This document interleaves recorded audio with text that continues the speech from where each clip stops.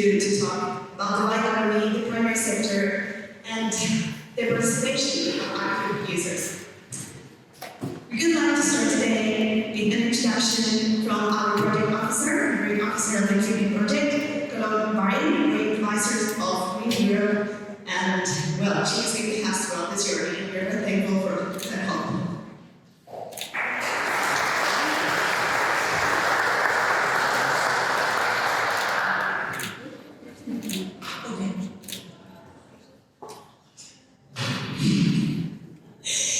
Hello everybody. First of all, I must say I'm honored to be here today with all of us, and also it's a pleasure because in this project, I must say it's the first time that I see my coordinated team, which we will have been in contact a lot online, phone, email, but it's really a pleasure to see you in real, all of you, and especially the environment team. So I work at the Research Executive Agency here in Brussels, from the European Commission, and this project has, of course, a high expectations from the European Commission.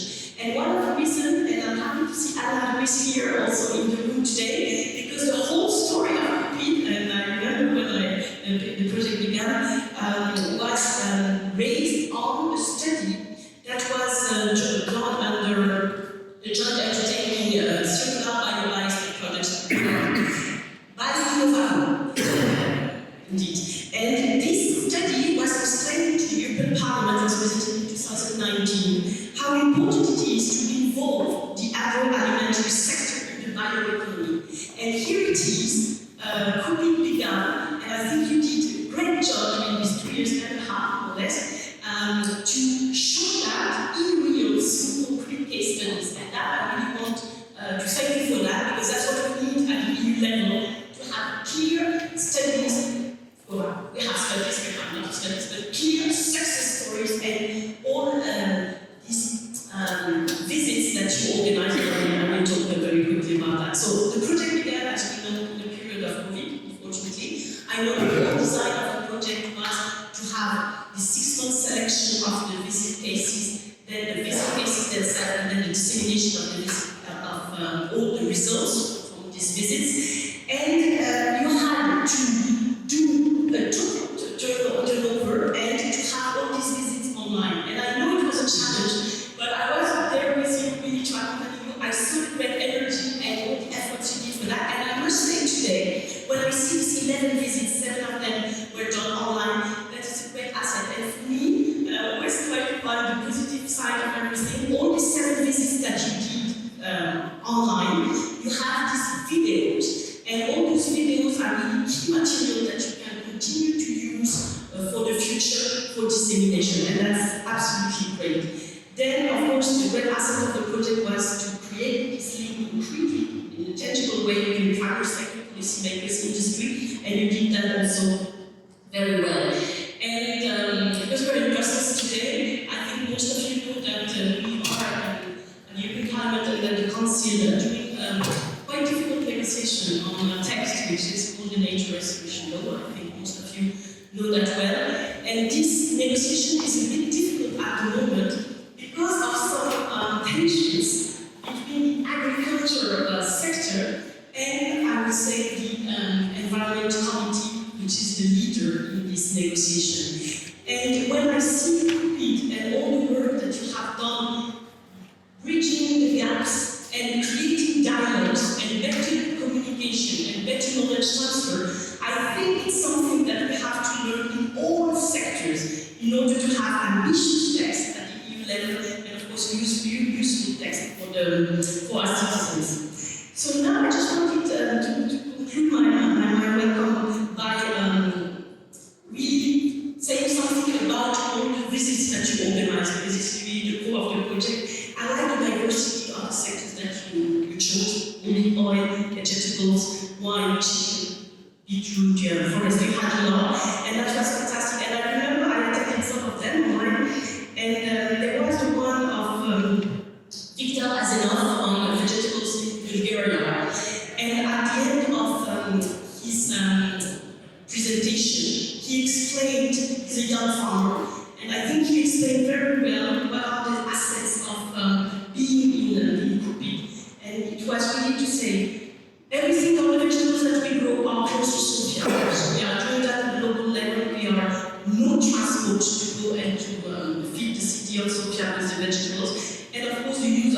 renewable energy to do all the picking and the raising of the vegetables.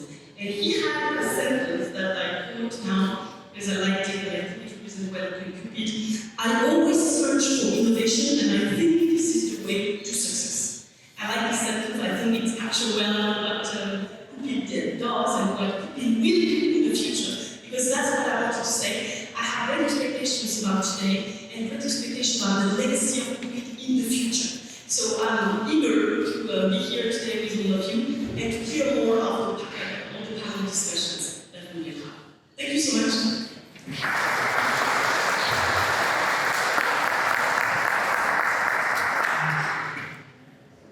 Thank you so much for this warm welcome. It was really nice hearing it from you. And I'm going to now to the next slide, which, there it is. Right now we're going to hear a bit more about the COOPID project, what it is, what it's about, and what it entails. And we have today Anna from COOPID Bioeconomy Conference to project coordinator of the project to explain it to us. Thank you, Africa. Thank you, and special thanks for Cologne, because you have been really an asset for the project. Not only our controller, our monitoring, the deliverables, the work that don't need like a project, because always we need you. You have been there to assess us, the necessary adaptation that we have project. We are Spanish and Cooperative, the coordinators of the project, Tia and Susana especially, the staff of Tanneurs and Ateliers. All of you know that this task of coordination has been shared with the colleagues of Innovano.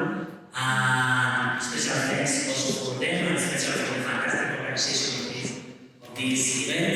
The basis of the project was the obsession to involve the farmers, the practitioners, the stakeholders of the rural areas, the economic agents on these areas in bioeconomy projects.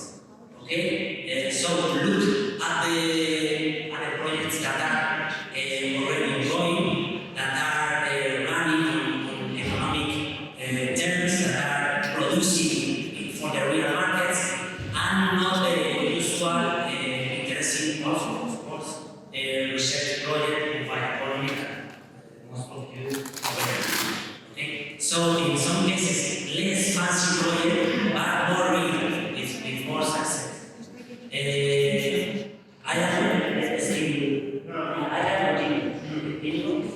so we can give you after the presentation.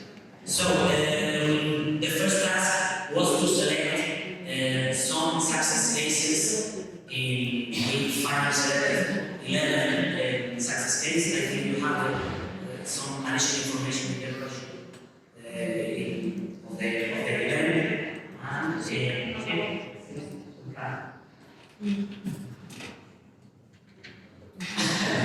okay, so it was the first step to select in 10 different countries, 11 interesting success cases, and after that we created the concept of COOPID ambassadors. We selected from the people in the rural areas. Thank you. We selected people with the needed skills for carrying out the next step. We need people with farming sector, farmers, but also advisors, people with close link to the rural communities, the rural farming sector. And we selected especially if they were young and women, because it was the people that will be able to replicate in their countries the ideas that they are going to know. So we take them from the original countries to the success cases in the different countries. It was expected to organize a lot of physical visits, face-to-face visits to the facilities of the success cases, but as Juan said, we face a problem of the pandemic. So, with a lot of help from her and with imagination, okay, we took advantage of the virtual tools by the conference. We organized direct interaction between the staff of the success case and our business ambassadors. We elaborated more on the materials, preparation of the visit. We created videos, and at the end, most of the visits to the success cases were done virtually. That it works. And the third step was to take again the ambassadors when they were come back in their countries and to facilitate, organize with them, the rest of the partners of the consortium, organize local workshops in order to debate about the conditions in their own countries to replicate the lessons learned in the success case. Okay? It was quite interesting to analyze the specific conditions on each country if they will be possible to replicate the projects that they have seen. And finally, trying to go beyond of this inner circle of the COOPID ambassadors, people in the we have created a lot of materials we can access to them through the dedicated web pages.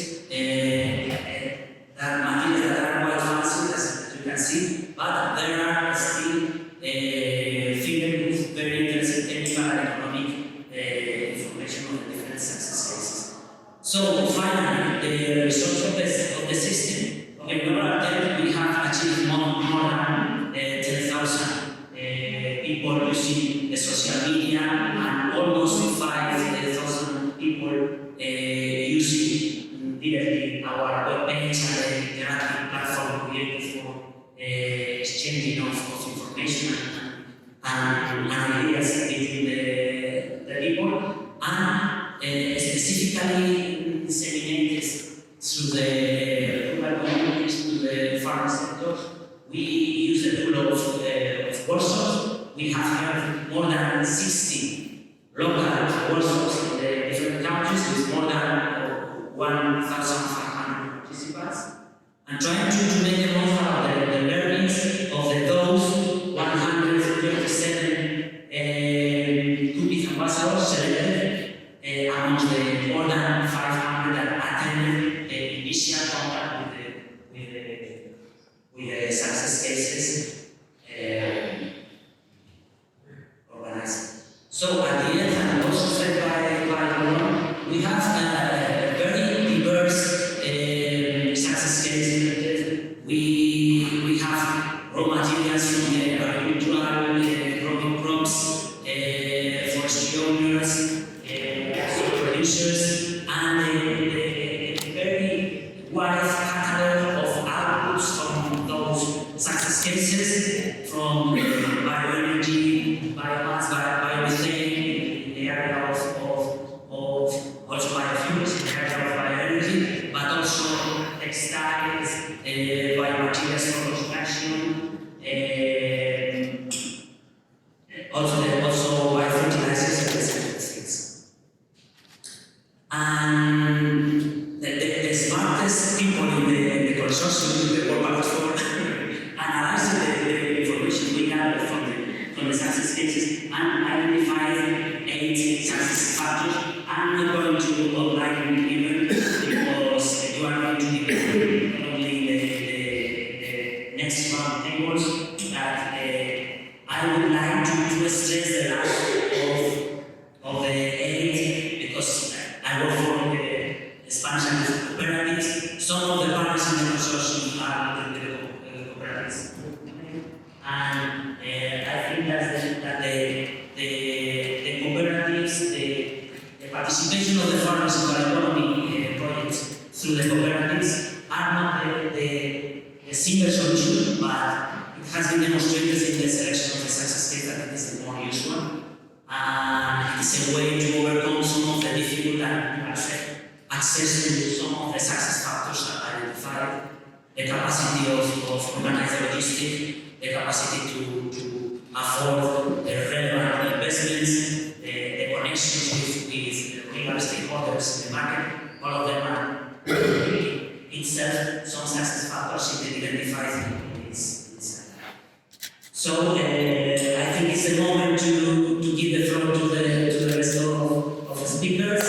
The last word is to say that it has been a great team, not only the coordination, but also the help of all the rest of you, the partners, have been hard work, but very good moments with all of you. And I think we can be proud of the. Thank you, Africa.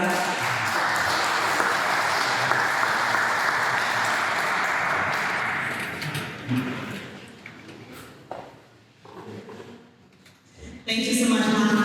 First of all, please let me thank you and apologize for the technical issues we had. I know that everything works is working now, but in any case, I thank you for your patience with all those type of issues. We're going to move on now to the main roundtable that this event that we will have before the coffee break. The roundtable is about innovation in the primary sector, the power of cooperation. For this roundtable, we're going to have my colleague, Íñigo Rodilla, who is about to come right now, and a series of speakers that he will personally introduce to the table. Here's Íñigo helping us with some water. Do you want to be our own discussion?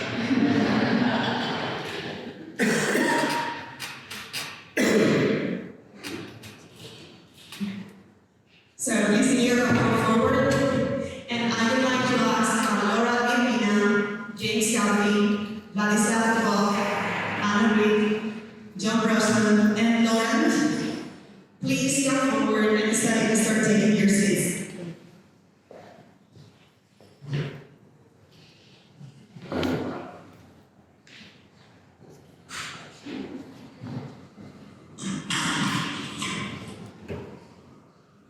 Yes, working. Hello? So we have 4 microphones in total, so I'm going to ask you. Yeah, working. I'm going to give this one to Íñigo, and I'm going to ask you to share the video you have, and then who's talking, and like that over. Okay. So thank you, Africa. Thank you very much for coming, and especially thanks to Spanish Cooperatives, to Mama Susana, for the support during the last 2 years and a half. It has been a very long, it's very short, a very long period, thanks because of the conditions, but I think it's a good opportunity to share and celebrate the impacts that we achieved. And here we are going to have a discussion.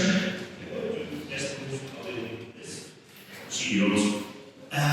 Before we start, I think it's clear that cooperation is quite important for the bioeconomy development in the European Union primary sector. And we're going to talk for a few minutes about this concept of cooperation. But during COOPID project, we are going to discuss about this later on. We have been working on cooperation between farmers to exchange the knowledge that we have in some countries with other countries. But now the point is to discuss about how we could cooperate from research, from the public bodies, from family bodies, for the cooperatives, or private producers. Yes, before to introduce you, I would like to make some highlights on the story, rewind a little bit on how we create COOPID, from which background we built the COOPID project. The main from my knowledge, because this, for me, this started in 2018 with a workshop organized by the European Commission about the best practices integrating primary production in the bioeconomy value chains and industrial development of bioeconomy rural areas. There was a huge discussion in the final report that one of the messages that delivered is about to encourage the development of the bioeconomy strategies at the cooperative level of the primary sector. 1 year later, the European Commission dismissed it and organized another workshop. And the wording, the title of this workshop was very different. It was called The Role of Cooperatives and Cooperation Structures for Primary Producers for Mainstream the Bioeconomy. On this workshop, some of the businesses that we showcased, like Harvard from Ireland, Cavillo from Italy, and Ethos from Greece, were showcased among other cooperatives. During this workshop, several recommendations were delivered on how to highlight the key benefits from cooperation with bioeconomy. From Spanish cooperatives, we took this message. We also have one message that we delivered from Innovatum in a joint study that we worked with the BBI, together with DGRTD, with DGI, about how we work with 2019 about a study about the participation of the agricultural sector in the BBI program, the BBI Joint program. And from our team, we deliver a recommendation that says foster the inclusion of cooperatives, another focus on agricultural cooperation in the networks. And I think we are on that street since new projects were founded on how to cooperate on supporting cooperative business models to boost the bioeconomic cooperation. So this is a little bit of context on where we are. We're in 2023 after 2 years of application of the project. Now you can see at the end of the room some backers and products of other bioeconomy EU-funded projects. I will get to introduce yourselves. So first, I have our colleague Vladislav. He's director of science project from the Agricultural University of Belgium. Vladislav is a huge collaborator in Eastern Europe, he collaborates with BioStaff, Baby Food, several working groups and also it's our online partner project. It was the head for the online CBC. So this is the cluster, like the COOPID Bioeconomy cluster. Then we have Laurent Bleu. It's just okay. Laurent. It's a agricultural engineer with a PhD in plant bioeconomy. He was working on events laboratory, and from from really the handful of government valorization in bio-based materials, we have one showcase on valorization. And now it's bioeconomy manager to promote the merits of projects related to the bioeconomy and biomass agriculture and food cooperatives. This time, we have John Rossman. John has been working in the food sector for over 20 years, in the food service sector, before moving on to work on farm-to-home farm services cooperative, the FRS. He spent 16 years in FRS for doing project and production management, and recently he was appointed with this newly created role on bioeconomy executive for the Irish Cooperation Organization Society for Agriculture. John holds a Bachelor of Business Studies degree and was graduate in Law and Cooperative Organization and Rural Development from the University College of Cork, an executive MBA from the University of America, and a master's degree in bioeconomy and business awarded jointly with the University College of Dublin and Master of Technological University. Then, jumping to the next speaker, we have Anna Ruiz. Anna is an economist engineer with almost 20 years of experience working in the public administration. She started working for a civil servant for the Spanish Ministry of Environment, and then she moved to Brussels as second national expert in the European Commission. And from 2014, she's working in circular bioeconomy, what we know today as circular bioeconomy Europe, former BBI, as a project officer. So she's devoted on the management and support of different bioeconomy projects. Thank you for attending. Next, we have Laura Yamina. She's a national expert in the bioeconomy team, where she coordinates bioeconomy governance actions under Horizon Europe program and supports bioeconomy deployment in Central and Eastern European countries. Previously, she worked for the Latvian Ministry of Agriculture, where she dealt with climate policy implementation in agriculture and land use. And last, but same important, is Rafi, or Irish colleague, is director of COOPID Group at Ulster University, Master Technological University at the University Irish Partnership with the project. It has worked closely on the development and deployment of biobasic technologies with farmers and developers through projects such as biorefinery glass, pharmaceutical carbon, agri-for-valor, and Bio for Africa. We have a Bio for Africa, therefore Bio for Africa at the end of the group. He is government appointed advisor to Ireland National Bioeconomy Forum, and he is currently co-national task leader in the EIA, Bioenergy Task 45 for social climate and sustainability efforts of bioenergy within the broader bioeconomy. Yes, before to his job, welcome. Thank you very much for collaborating in this matter. And I would like to just break a little bit the ice, icebreaking question. Yes, for you, from your experience, from your organization, what does it mean cooperation for you? So, Ladislav, would you like to start?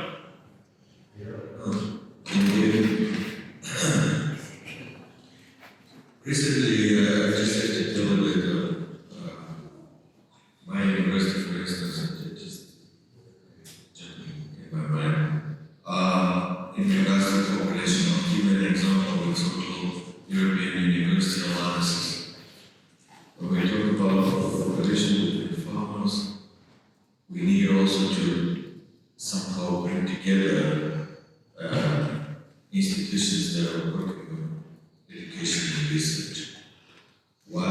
Because all this, and the first example, by the way, was the European Bioeconomy Alliance and University of Bologna, University of Leiden, and also some other leading universities in Europe have done so, I don't know, 4 years ago or something.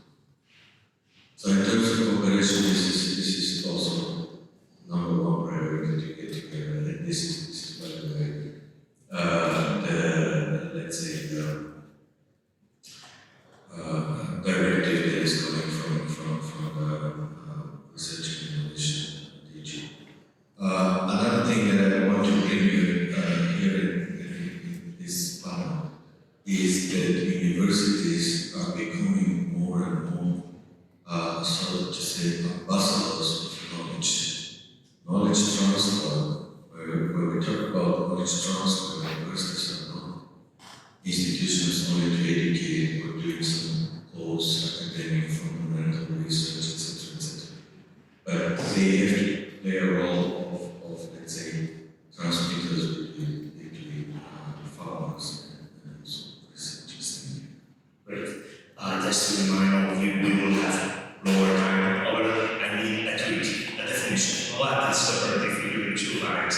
And excuse me, Ladislav. We will have time to discuss about research, about cooperation later on. Just to understand which is the point of view from your organization. Thank you. Tweet, so 140 characters. Let's go. So I come from the Irish cooperative. My brother Bobby here represented by, so it's very much from the cooperative perspective. And cooperation work by several principles. I'm only mentioning one piece here, which is cooperation amongst cooperatives. But I think that needs to be brought up to cooperation across industry, with academia, and with industry generally, other industries. I think that's most important from my perspective, is cooperation between government and making sure the primary production benefits at the end.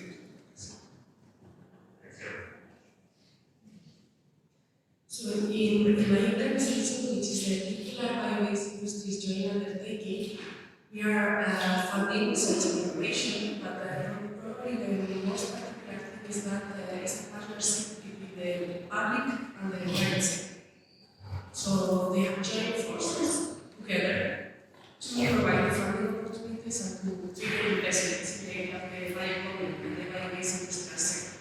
So if I have to define what is cooperation in our organization, it's really about joining the forces, the private and the public sector, to go and to pursue a same goal,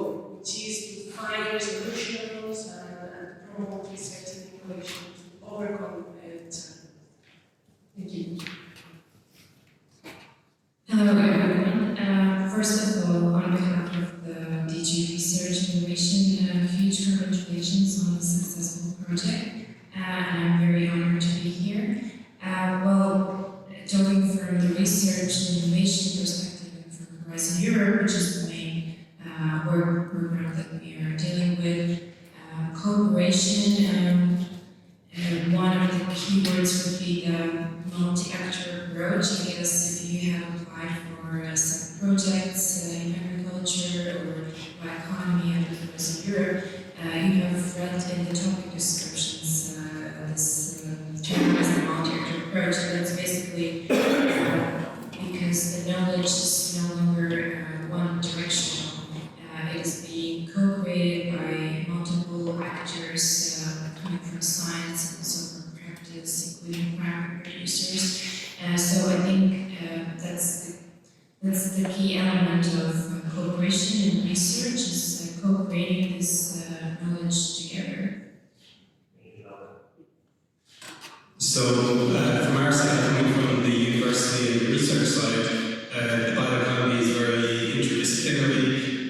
We bring together people within our research team who have expertise on technology, but they need to cooperate with people who have expertise on economics and sustainability and social sciences. And so that's part of our cooperation, but I think the bigger impact from our cooperation happens when we cooperate with farmers, with companies, and we see our research being translated into everyday life. So that's a big important part for us. Okay. So first of all, I would like to thank you for the invitation to the roundtable. I would like to ask you, which is the Federation of the Agricultural Cooperation in France. And so I tend to think that cooperation is a core system of the French agricultural cooperative, of course. And it's quite a successful model in France because it represents there is 3 out of 4 agriculture in France that are part of one or more cooperatives. And it represents more than 200,000 jobs in France, so it's quite a lot. And yeah, it's quite more than, there is more than 2,000 cooperatives in France, so in like a large amount of the primary sector. So I think it's quite successful, and it's represents like the sentence stronger together, particularly in the primary sector, which hold the variation, the less variation that has been during the last few years and the last decades, because of the speculation on the primary goods. So I think it's quite a solution, and particularly for the bioeconomy, it's a solution because it could still allow to work on different projects. And so it's the illustration of the cooperation. Thank you.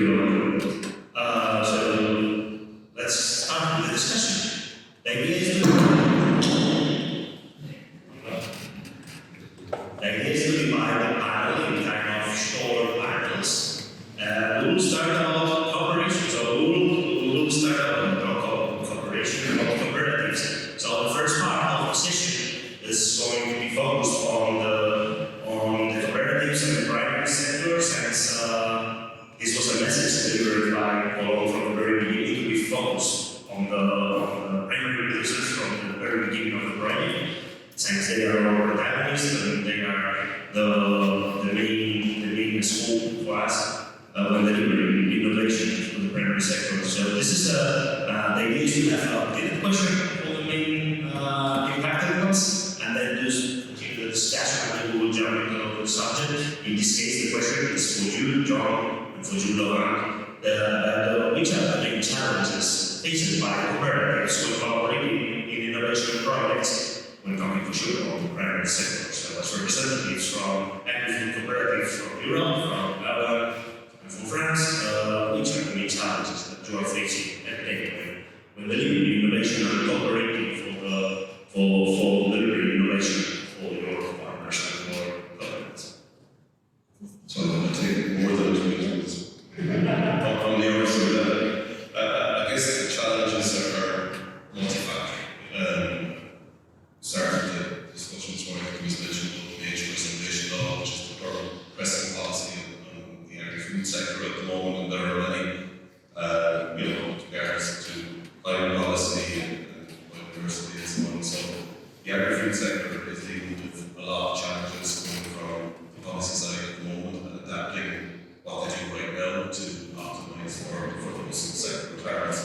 on in the background, and I think that's also driving innovation and driving that sector towards the bioeconomy, towards those solutions, and you're seeing a lot more interest in those solutions as a result of that challenge. I think, okay, what has the bioeconomy got to offer for primary producers? It's two things: it's relevance and it's resilience. And resilience is about economic resilience, having the ability to carry on with primary producers or business, which would be slightly different than it used to be in the past, slightly more diversified. Resilience of cooperatives themselves, economically, but also nature-based resilience, making sure we have no unintended consequences, actually positive intended consequences, and no unintended negative consequences to nature. Those are challenges in terms of getting the primary sector to engage in projects like this, or something that was all multiplier effect earlier. I think knowledge transfer, learning peer-to-peer learning, we spoke about the academic sector as the purveyors of knowledge. I think that those links get over the silos, I guess, that are out there at the moment. This is all about breaking in the silos. I spend most of my time trying to get cooperatives to talk to each other on a pre-competitive space, normally compete with one another, getting into those common challenges, interact with policy, interact with research, and I think this project is I mean, is almost really to be able to bring delegations to see going from concept to commercial reality. There are many steps in between.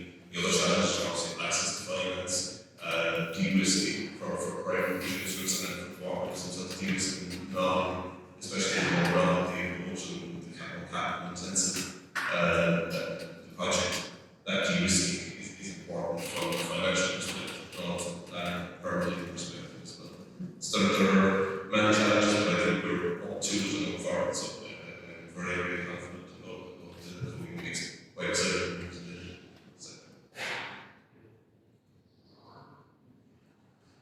True, what you just said, just to add a few things. For example, I think one of the main challenges is the scatter infrastructure and the people that are all over the country, all over the region, and so they need to have access to network, to infrastructure, in order to have access to the information, also to have access to services, in order to be able to valorize their byproduct and their product.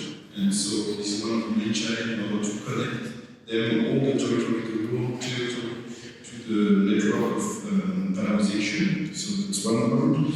Another one is one of the main challenges is about producing the resources, because we have the water issue, we have the soil issue, and the one of the main challenges today is how to think and to think about the model and the adaptation that are needed for the future, and to see in order to what we can produce in 10 years, in 20 years, in the same sectors, in the same territory, because we have the same terroir in France, but the terroir is evolving, and so we need to evolve like the model and also the production that we are going to do. And so another one is, I think it's the role in the primary sector is still have a little bit fear about the change, about the evolution, and so they need to be reassured about what they can do, and what, because they do a lot, they have a lot of knowledge already, but they just need in order to spread the information and maybe synthesize and synthesize this knowledge that they have, and to share them with all the sector.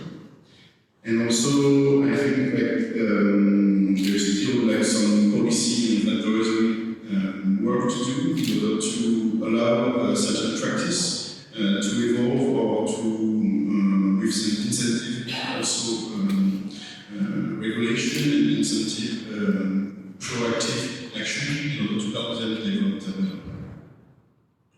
And finally, I think another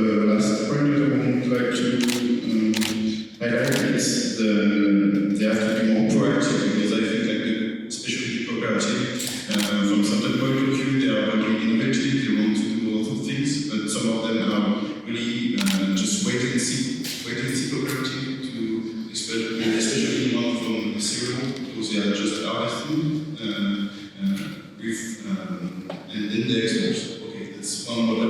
Now we have to evolve and we have to do something else. And this is one of my goals, like, to show them what they can do and like to break this knowledge and expertise gap that there is inside the cooperative. Thank you, Roman.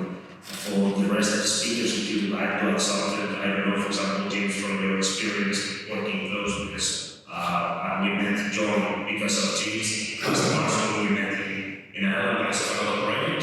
But if somebody else would like to add something, feel free in this conversation with the following ones. Before I would like also to ask our general question about which do you consider to be the most promising opportunities and for the foster the cooperation with the primary sector. So do you, from your strategic point of view, did you detect any specific opportunity in the short term to face the tackle this challenge that you already described?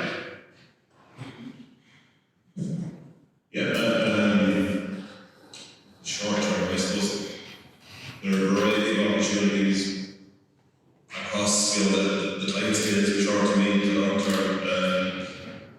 The first is in optimizing your value chain, I suppose, what's already out there, what's, as I think said, there's significant knowledge out there amongst primary producers and most cooperative processors. There's significant infrastructure out there already. And I think it's about optimizing the low-hanging fruit, so it's optimizing what's already there before implementing what's far more novel and far completely new business models and so on. So I think it's all the value chain that exercise to see the lean approaches about identifying and eliminating waste. I think it's lean for bioeconomy in the first instance, identifying wastes that could be valorized within supply chains and one sector. Industries, places, and others, feedstock, and I think that's part of the reason is urgent that we get cooperation across sectors. Right now, that's the real opportunity. Cooperation within the food system, the energy system, and so on to optimize those immediately. So I think that's the immediate one, and I think the longer term vision is to move to slightly more novel approaches, as innovation, identifying new technologies. And co-products and byproducts, that's where we need to do. It's probably a very, very general answer, but it is broad. I guess we're talking about the far sector, the main sector, the food sector, so it is broad landscapes.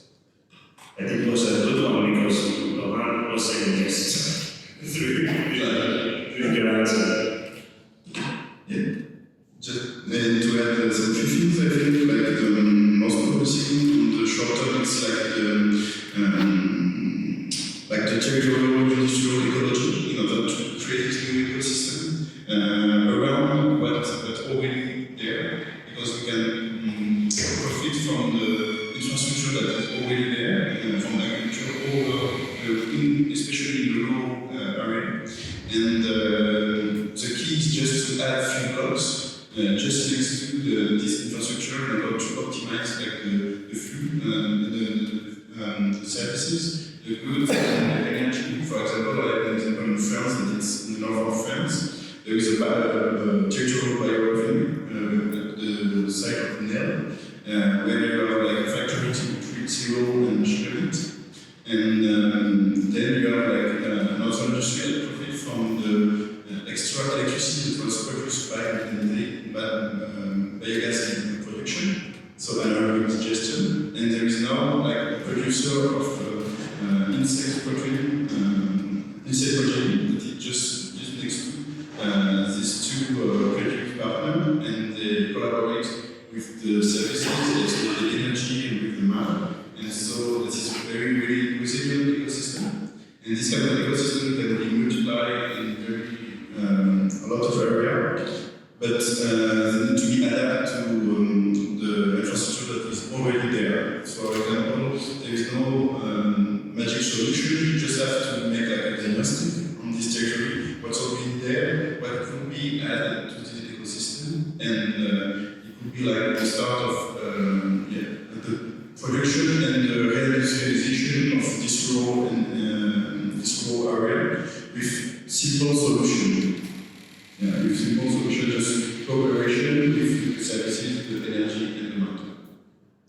And also, another point that I'm going to say is like we said that the main goal is to have cross-sector collaboration with energy, with materials, with insurance. We have new regulation for the construction sector, which is called EVA, which is for regulation of environmental construction, and it promotes the bio-based material for the construction in the construction sector.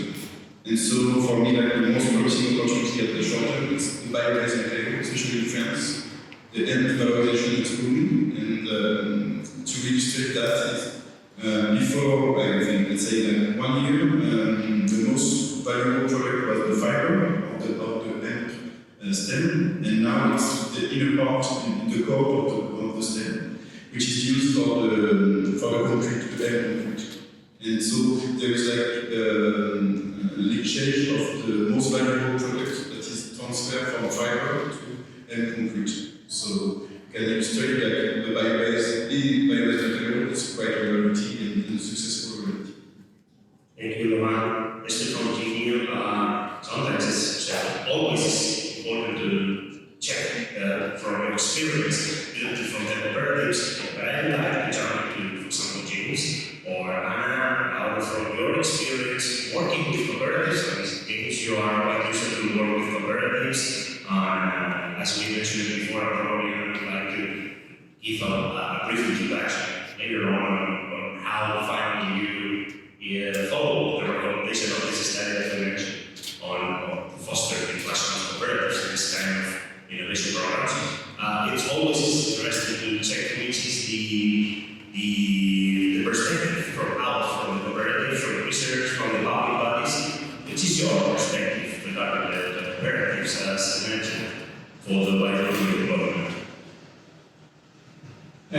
So I guess from our side, and we've been involved in a number of projects, you have already structures in place that are often things that can be built upon when you're developing these new initiatives. Those could be physical structures like mills and things for manufacturing new products, but they can also be knowledge transfer structures. So within the collaboration we have with cooperatives, we often work with people who are very involved in working with co-ops on sustainability initiatives, so they're able to access towards farmers in terms of getting buy-in from new initiatives through co-ops, but also in terms of thinking how some of these could be scaled up, where scale up is required for larger scale facilities, bringing those organizations to farmers together in a structure that allows them to achieve more than individual farmers can do by themselves, so that they can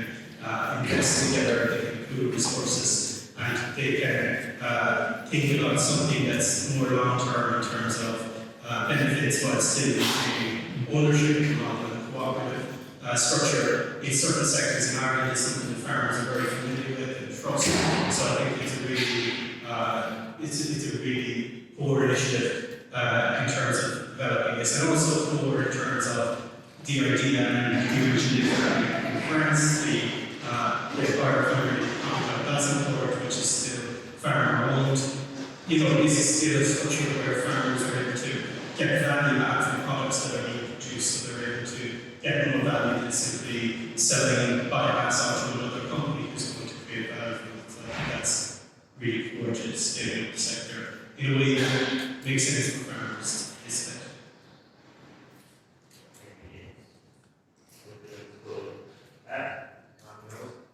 So I'm going to jump to the next part of the session. Is there a question? This way, from here, this is the way to we will continue with the panel, talking about the public bodies, since we are all this conference, all this project is a team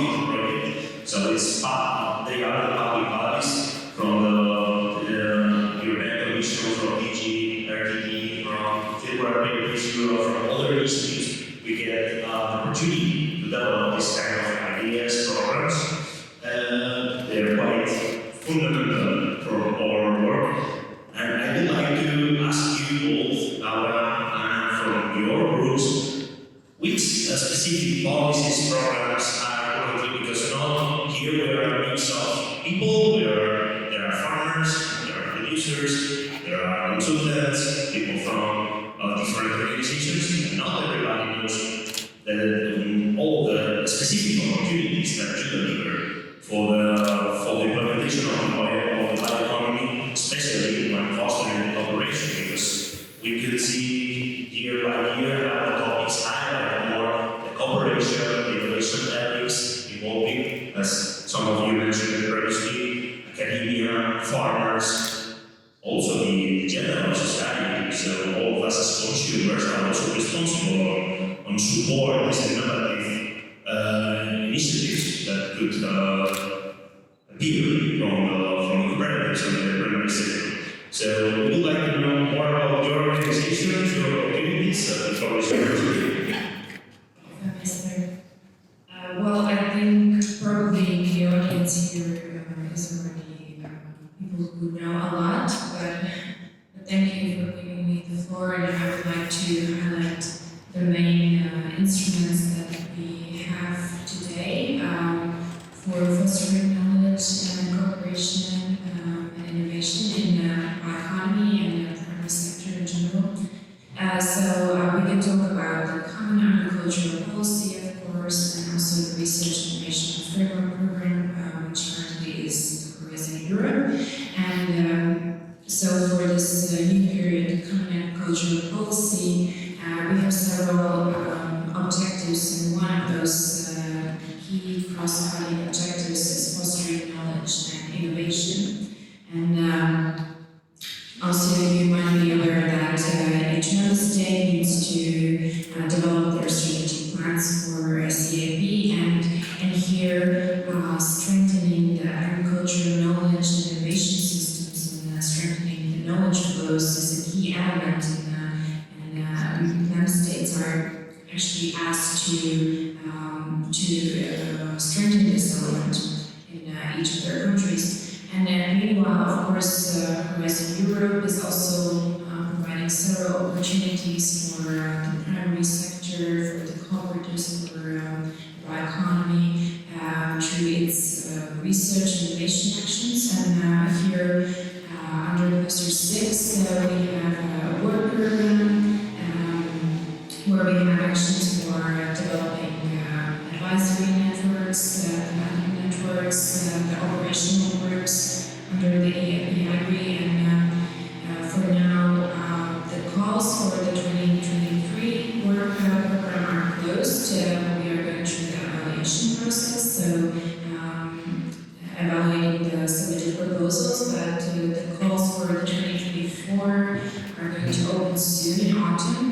Also, there will be info days, and I very much welcome everyone to attend, to be active, and to seek for partners and possible new project proposals. So opportunities are out there, and I can also mention another good example, which is the mission on soil for Europe, and this is a great example for place-based innovation, because under the soil mission we are planning to create 100 living labs across Europe. Also, the work program of 2023 is out there, and everyone is welcome to submit their proposals until the 20th of September, and we hope to see the first living labs starting already next year in 2024. For example, one of the thematic areas for the living labs is carbon farming, which is a very, I think, important topic at the moment. And another, just as a last example, I would mention the European Partnership for Food, which is also a great example how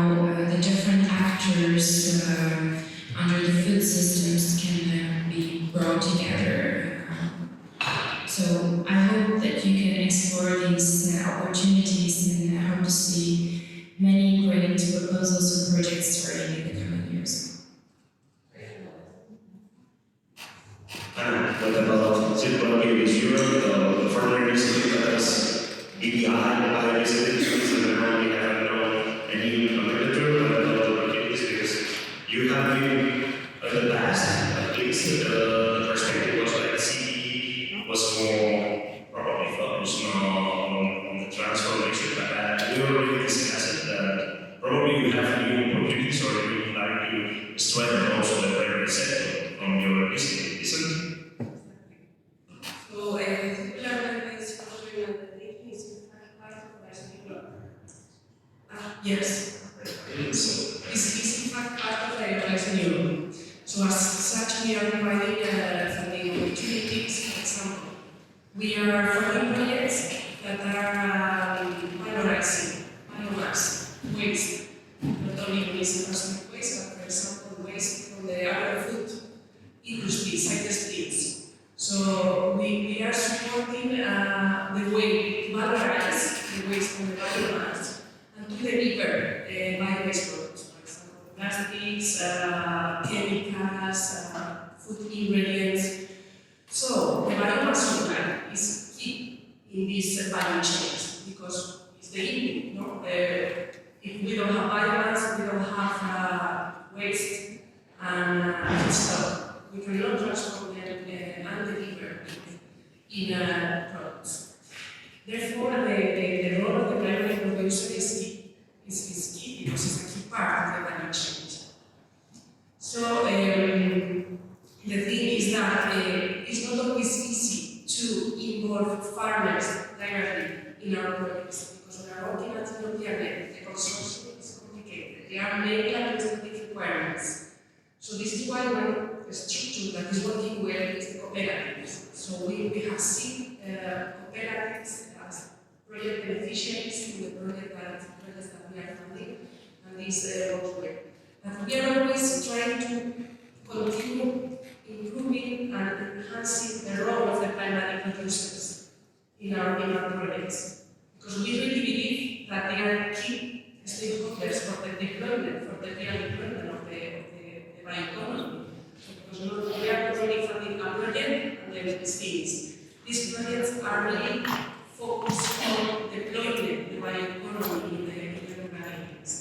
And in fact, in BDI, we were, in the past, it was one of the concerns, how to involve, how to enhance the role of the primary producers in our program.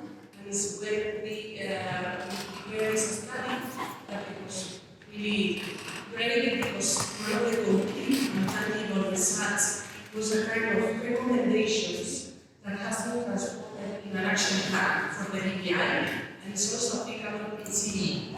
And in CD is even more the role of the primary producers, and we are in the process of implementing this action plan.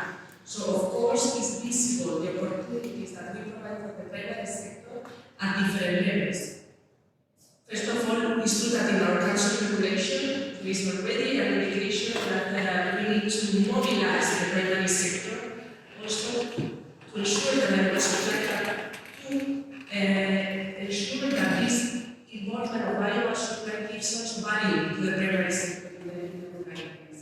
So it's visible in the council regulation, it's visible in the strategic and research innovation agenda of the industry, and it's visible in our annual work programs, which are later translated in call for proposals. In the description of the topics, in some of them, you will see that we encourage the participation of the primary sector, and we also include as a requirement the implementation of the multi-actor approach. We have started with the first project in 2022, so we are now starting the first batch of projects, but we have now another call in 2023, and there are opportunities for the primary sector. And again, as I already said, we are really looking forward to see many of you apply for funding opportunities and be involved in the deployment of the bioeconomy in the rural areas and the territories. Thank you. Thank you, Anna. I'm sure, because I've talked with some of the attendees, that some of them they are already discussing about some initiatives to be related both in September, possibly program and for mission soils.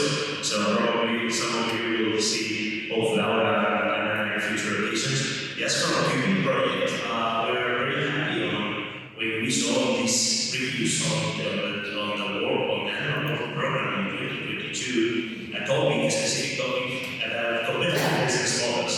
And it's like, I'm surprised. Now this work is all, they have already found a project that they are going to start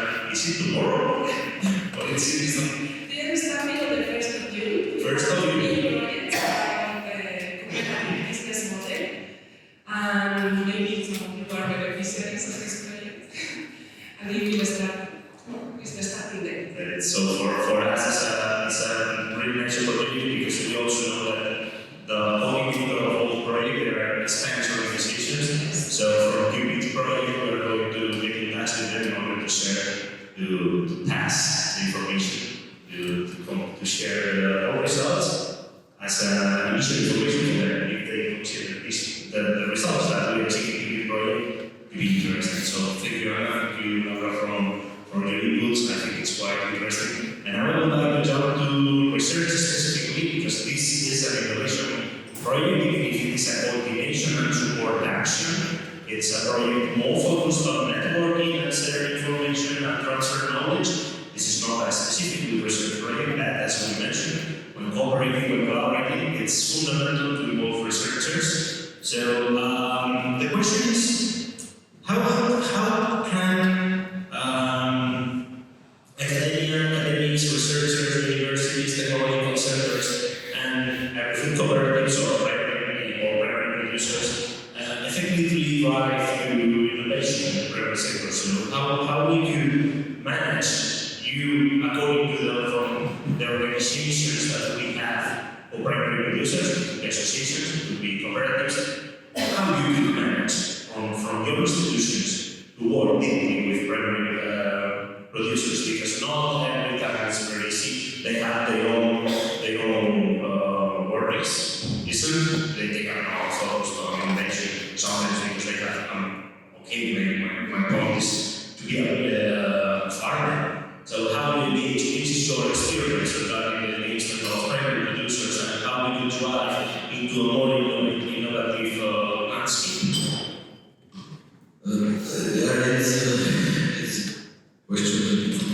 It's a challenge. Complicated context. Now, first of all, the farmers, the conditions for farming and for farmers and cooperatives in Europe are different. Western Europe is still, the conditions in Western Europe are still different than Eastern Europe. You have to know that Central and Eastern Europe. And therefore, we have this initiative by East. It's like 2017, by the way.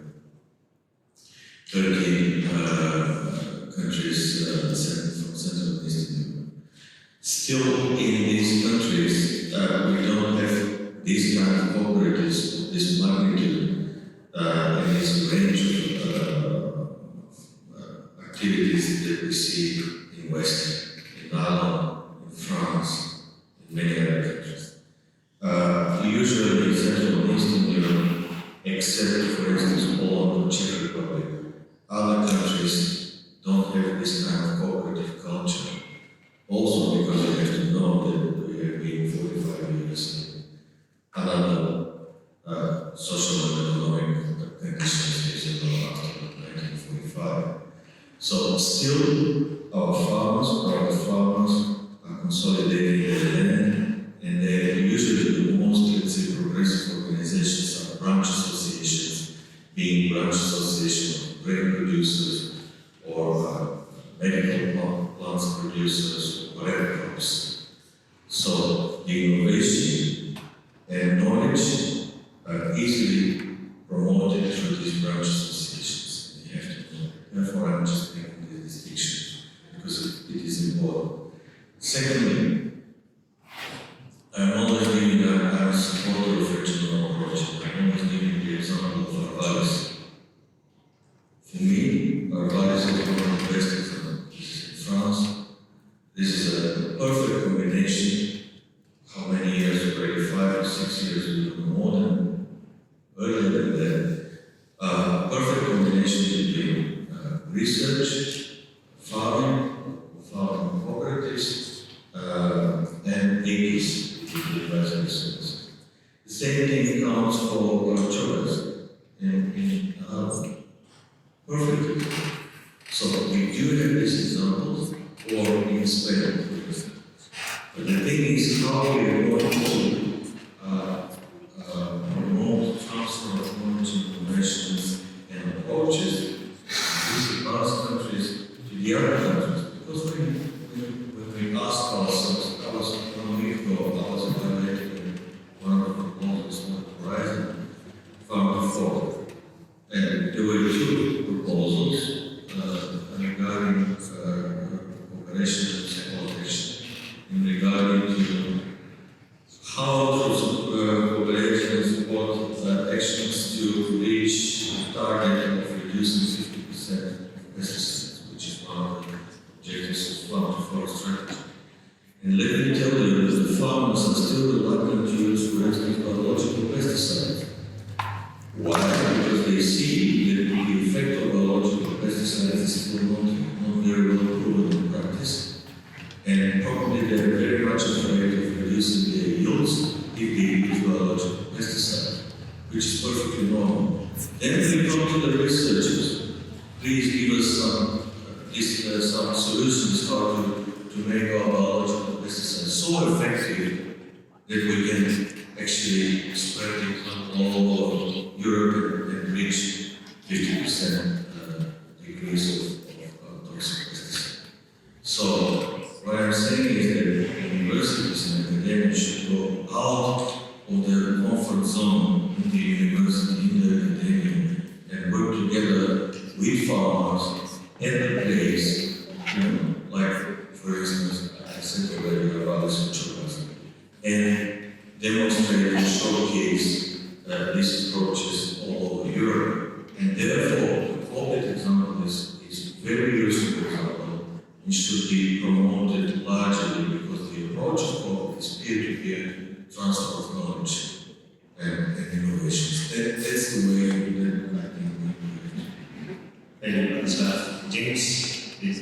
Yeah, I think it's a challenge. I grew up in the countryside, but I didn't grow up on a farm, so it's been a journey. I would have started engaging with farmers probably nearly 10 years ago on bioeconomy topics, and I think it's partly how we view the problem or the challenge, because if we're to develop a bioeconomy, we need biomass to do it. We can't do that without engaging with farmers in different capacities to try to share the knowledge and build up these ideas. And when we would have started, it was very difficult because there was very little happening on the ground in Ireland. So where I would have started would be having to bring people internationally to see what's happening in other countries, and you can only bring a small amount of people internationally, and then try and transfer those ideas, pointing to case studies back home, with discussion groups through the advisory services. So it's really important to link into the agri-advisors. And over time, we've started to build enough interest through some of the different projects we've been involved in that we now have some of our own demonstrations starting to come online. And that's where you really start to see impacts, because then you have structures on the ground, you can bring farmers in your own country to see things that are starting to happen on farm, because farmers are much more interested in seeing what's happening on another farm, and much less interested in seeing what's happening in a lab in a university. And so I think the challenge is difficult, but the reward is the impact that you won't get. You won't scale the bioeconomy unless you're prepared to go out and have those conversations and to start to build up some of these opportunities. And then when it starts to happen, you see the reward, you see the impact on your information. Completely agree. It is true, I really like what you mentioned, and this is, I think it's one of the learnings that this is something that probably we will discuss later on. One of the learnings that we get to the project is different, since we did the Western way to organize and the Eastern one. But this is also interesting just to learn about how you are facing your own challenges. It's also interesting for us. So we just have 10 more minutes to close the dialogue, and I would like to give you the floor. Yes, by the room, if you would like to highlight any specific action initiative that you are proud of, any, I don't know, recommendations. For example, we have a lot of farmers here, or farmers, forest owners, from your experience on as well-established cooperatives, recommendations to the younger ones, just to push this from your side. Anything that you would like to highlight. the same way that we started, kind of with a little bit longer, let's say 2 drinks. Thank you very much for this example that you've been given in Bulgaria, because I think the future is in young farmers. I'm 100% sure of that, because these young farmers are really keen to search and implement new digital, interesting, attractive technologies. And Victor Serra is one of the guys. And he was attracted by the digital technologies, the blockchain technologies, by informing consumers about food quality, vegetable quality. So I saw a very progressive thinking approach in Victor's farm, so that I suggested this example. Thank you very much. The young farmers are actually looking for innovations and we have to explore this. And the next thing to the policymakers, because we knew is going to create food, I'm just advising you to read a recent, let's say, guidance guidebook, which is called Research and Innovation Smart Specialization Strategies Guidebook, which was published probably a month ago from the European Institute of Innovation and Technologies. And they are pointing out 2 future tendencies that we have to take into account. This is digitalization, and next thing is bioeconomy. So read this book because this is also important for policymakers, how policymakers from different countries can use this research and innovation SSS to design their policies for supporting farmers in the coming years. So you can read this book, and I strongly suggest this in regards to regional smart specialization strategies. And our message, actually, the COOPID message should be promoted also through regional SSS. Thank you. Yeah, I suppose my message is somewhat similar. The youth and young farmers as classes of bioeconomy and willingness to adapt it. And you asked about something that I would be proud of, I suppose, we achieved recently. I want to hear the job, but something that we conducted, actually conducted a number of months ago, was a research piece on farm knowledge, which is sustainability in bioeconomy, more specifically with the way of bioeconomy, what it would do for them, and so on. One of the primary interesting findings we found from that was a great willingness to adopt a new business model if you deliver for them economically. And that's the key. They have to be shown that this will deliver for me, for my farm, economically. We need to change it, we need to adapt it, we need to take it. And furthermore, they're actually willing to invest in it, which is one of the questions we asked them. So that gave me a lot of hope for the future, and with younger farmers, I think that actually be positive, as you probably expect. But in general, across the board, across all age categories, really positivity towards moving to these new business models. We need to create the roadmap for that, policy, research, knowledge transfer point of view. And I think knowledge transfer, well, there are a lot of positive aspects to knowledge transfer, and I say this actually is probably the favorite also for primary producer. Myself, normal people who have gone for pit walking past them in farming, that's why they do evenings, weekends. So I have that perspective too. Knowledge transfer is very much focused on production. You mentioned the example of sustainable use regulation and production of pesticides and the fear of farmers on that, the impact on yields and so on. So that I think that's common, right across Europe, that farmers and the advisory system is focused on productivity. Yes, the environmental side of things, also, but we need to show these initiatives to the advisory service and make sure they in turn are transferred to those farmers and stuff. Sorry, it's quite 3 or 4 minutes. Well, my final words is first to say thank you so much for giving me the opportunity to be part of the final conference, because it has been an important opportunity to be together with these great people in the round table and know each other. Some of us, but not all of us. And to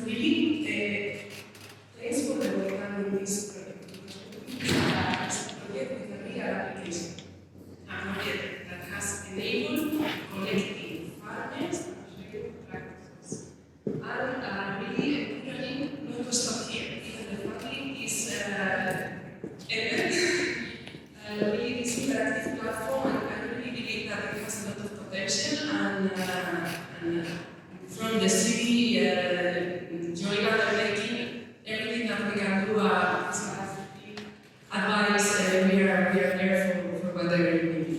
Thank you. My message will very much refer to what Vladislav said. So one of the work streams that we've been working on in the last couple of months is maybe you have heard about regional innovation bodies, and we are especially in the bioeconomy team working on the development of regional innovation bodies for bioeconomy and food systems. And we hope to launch this concept later this year, and we hope to see regions connecting across Europe and collaborating and actually so strengthening their thematic priorities in bioeconomy and food systems based on their smart specialization strategies. And I hope that's something that we can discuss in more detail later this year and see the first rallies popping up all across Europe, especially also in the Central and Eastern European countries.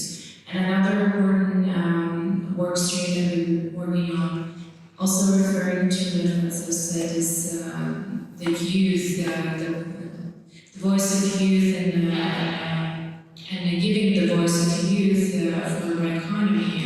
And maybe you have met already a few of our bioeconomy youth ambassadors. I think it's a great initiative to connect,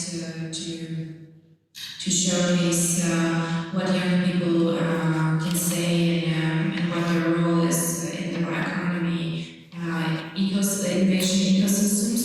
And also next year we're planning to organize a youth and innovation festival.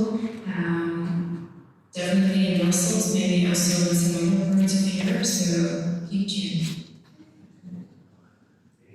Yeah, in terms of, I guess something I'm proud of, it's very much the collaboration we have with farmers on bioeconomy initiatives. We're currently designing Ireland's first on-farm demo scale biorefinery, which is going to be great in terms of replications. I think that's enormous. In terms of the kind of main message, I think it would be if we want to scale this across Europe, we need the participation of farmers, so we need business models which make sense for farmers to participate, not just for 5 years in a demo project, but for 30 years, because that's where their return on investments are required. So to develop the business models, but also the supports that motivate farmers to participate. If we look at something like a product like bioplastics, most of the benefits that come from bioplastics in terms of emission reduction aren't related to technology, they're related to feedstock. And that's developed by farmers, so I think that needs to be rewarded and taken into account in terms of how the sector is developed. Yeah, take on message will be that I think bioeconomy is a wonderful opportunity for the primary sector in order to valorize their product, especially the byproduct. But I think that the main struggle for the short term is the lack of new farms, especially in France. And so there is a huge work on promoting the agricultural jobs.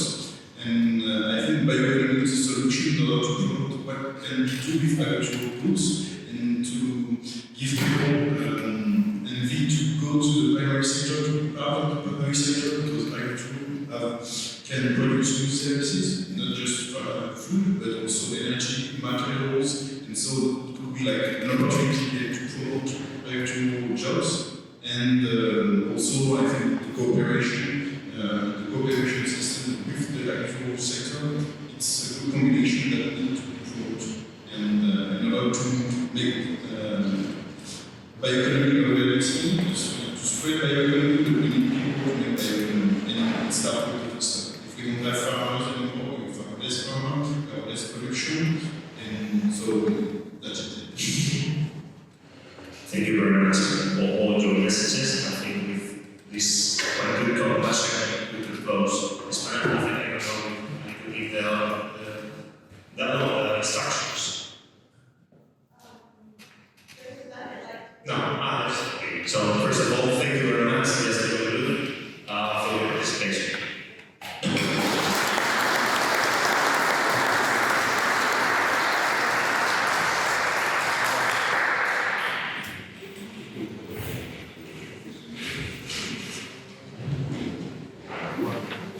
So first of all, thank you to all speakers.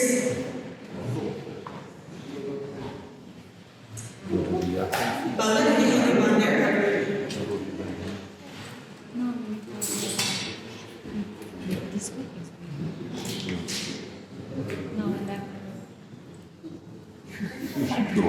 That's okay. We're going to skip on this one. No problem. Didn't work today. I was going to tell you that today we also had Anna and Director General of the General Affairs of COOPID Bioeconomy to join us. And she hasn't been able to come. She wasn't able to come earlier, but she's with us here now. I wanted to ask her if she could give us some last words on innovation in the primary sector, the power of cooperation. As Igor has said, perhaps a couple tweets on what you think of this topic. And with this, we'll close out this section, and then we will move on to the Q&A.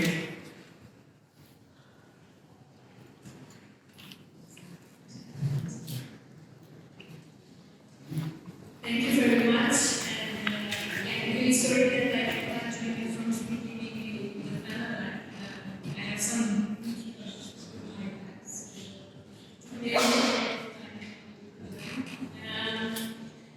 now, and for the European farmers and cooperatives and organizations, this is a very important topic. It's something that we have worked since the first bioeconomy strategy was presented by the Commission in 2012. We have succeeded to have a revision of the strategy in 2018 and have a stronger focus on the primary producers and the agriculture and forestry sector.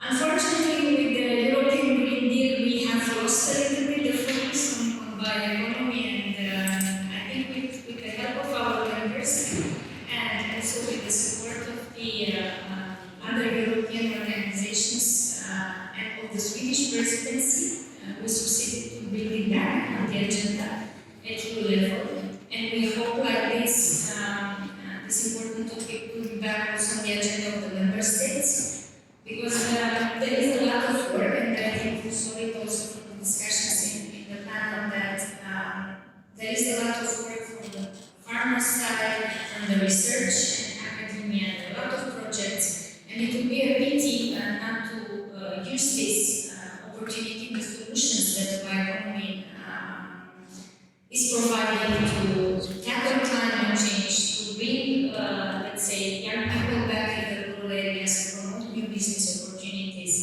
and to have maybe more, let's say, a better use of agriculture and forestry residues, byproducts.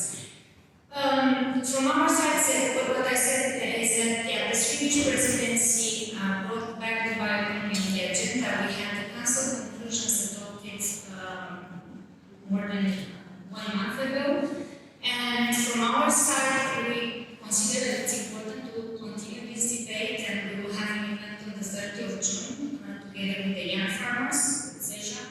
I think it was mentioned also this morning now that the role of young farmers it's crucial to continue this great work, and also with the forest owners and forest managers. So with this event, we hope also to let's say push the Spanish presidency will continue the work of the Swedish presidency to keep the bioeconomy on the agenda. As you know, in Brussels now we are starting already to prepare for the new parliament, for the new commission, and it's the right moment to have this debate, to make policy makers understanding that this is a priority for Europe, it's a priority for the rural areas, and with projects like the one presented today, we can show that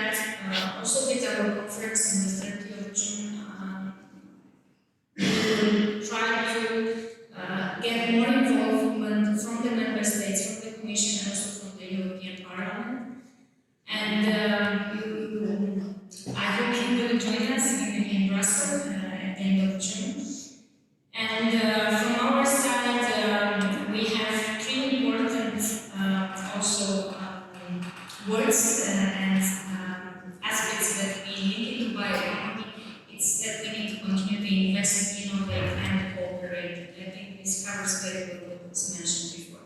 Thank you very much for giving us the opportunity and showing once again. Thank you.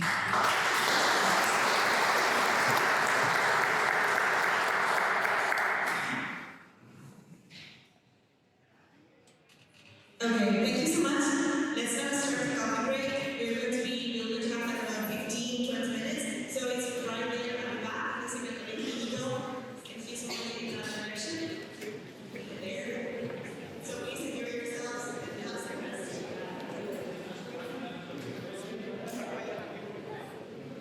I'll be back in Ireland, unfortunately, but the best of luck with it.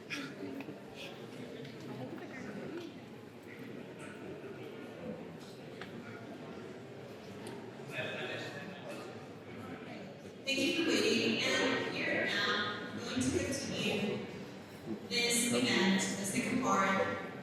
And you're going to delve a little bit more into some lessons learned from the project. For that, let's have to shorter rounds.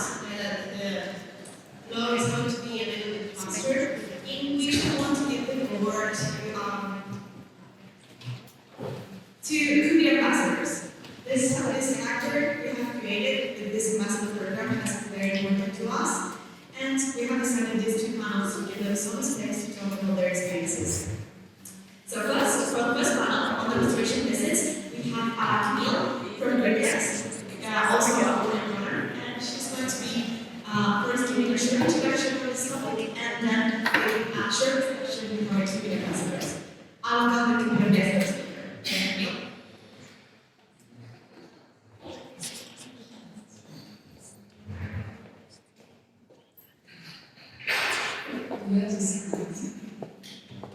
Hi, thank you. I will take just 3 minutes to present you the current visit we did with the project. So one thing is important that we did 11 visits, some face-to-face, virtual meeting. So we go directly to the visits. I will not present all of them, as one said about it on the paper, but just short information. We did some visits about the use of bioproduct residues, these kind of things, with wine or milk or for for instance, in different countries. This is one of the main topics of bioeconomy. It's very some interesting example. For example, in Cameroon, in Ireland, you have this use of milk to produce cheese. After they use bioproduct of cheese as a way to produce nutrients, food for like poultry or additive for food. After they use the residues of these bioproducts produced by biofuel, the residues of these residues to produce biogas, the residues to produce digestate from biogas as fertilizer, to put on the field and work this kind of circle. So with all this example, for instance, it's really with circular economy.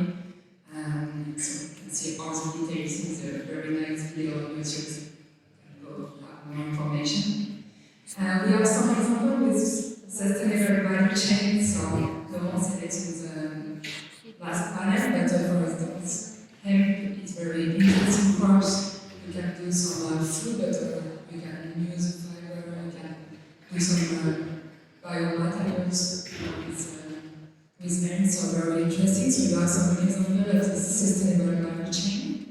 We'll go more deeper after Picos, but with Picos you have some example of how you can, it's not easy, it's strategy, like sustainable strategy, how you can link bioeconomy and sustainable strategy to a company.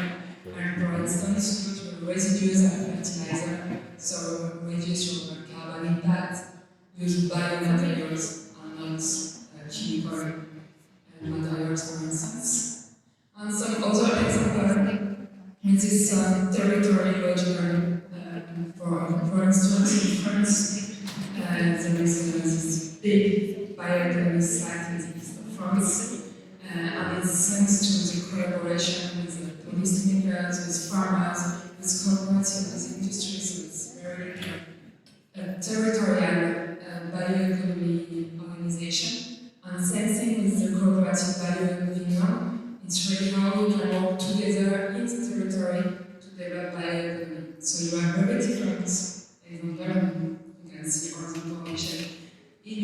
prepare onion juice and check out that. Some figures very quickly. We did 7 visits our virtual meetings on 4 after the sanitary crisis, and mainly face-to-face. We were more than 500 people coming, half men, half less than 40, more than 40. And it's very interesting. Half of people coming were farmers and cooperative. So with this primary producers targets, we are very good at these projects.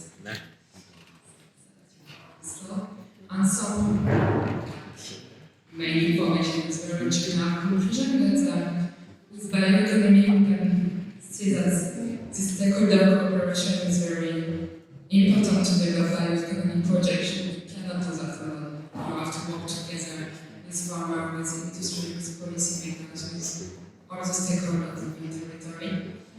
There is many different issues you can do bioeconomy with food, but you can do that with energy, with bio-based materials, with chemical. You can do very different. You can have very different issues. In bioeconomy, is a very different opportunity for your markets, for more resilience, very different use of these products and bioproducts. We saw mainly in Finland that the use of tools, how you can monitor all your strategy, information, etc. And so it's very important to have like sustainable vision, because bioeconomy have to be sustainable, you can do unsustainable bioeconomy. But if you use a very like unsustainable biomass to produce a useless tool, it's not sustainable. So you have to make bioeconomy and sustainability and circular economy, how you can use bioproducts. So it's very general. You can have more information on our website, but we will go more deeper with people how can so I will ask our speaker to come here. I'm sorry for the name, I don't pronounce well. So Gerard from Denmark, if you want to come, you are from Go Training, and you were ambassador, so you came in Austria. Andreas, thank you. So you are from Austria, senior official contact cooperative. We are Apostolos, thank you. So you are from Pindos, you will present what is Pindos and what you are doing in this company. And we have AIM, thank you. So you are director of Biocluster in Finland, and you are in the Finnish affairs. Now you have some mic somewhere. There is no. The last one. Thank you. Thank you for being there. We have not so much time, so it will be very short, but maybe we can start with you, Aim, if it's okay for you. Can you tell us a little more about the Finnish visit, and why do you think we have to share this knowledge about bioeconomy in Europe? Why is it important to share the expertise in Finland, or in the case of It's up to you, in general. If you want to focus more on Finnish case, because it's more. The answer is surprised and happy when I was asked to participate in the project, because I based on Biocluster Finland, and it's very important for us to benchmark our clusters and ecosystems, especially when we are operating from the rural area, which is a bit and I was used to the director of national program previously before being involved in the EU funding. So when we were working from the capital area in Helsinki to coordinate national activities, it was slightly different than we are doing now in Haapavesi city, which is a really small town in very rural area in northern Finland. And it's very interesting to see biorefineries and clusters from the agricultural basis similar areas in Europe, how they have been evolving and what they have discovered, and of course we understand that this is take time, but sometimes we need to fast them up because we have climate change, and we need to convey the information of the pre-transition. So we are in our region, we are building up a biorefinery, also to produce bioethanol. So for me, it was a luck to be selected for the Tanneurs case because it's an excellent example of how they have found synergy in our MI activities on the site in the production side also. So that's very interesting case for us, and I think very good information on our regional actors. Okay, thank you very much. So I think we were organizing some visits to some groups. Can you tell us a bit more about what is Windows and what did you see during the visit? So let's move from the country of the 1 million leagues to the country with 1 million idols. And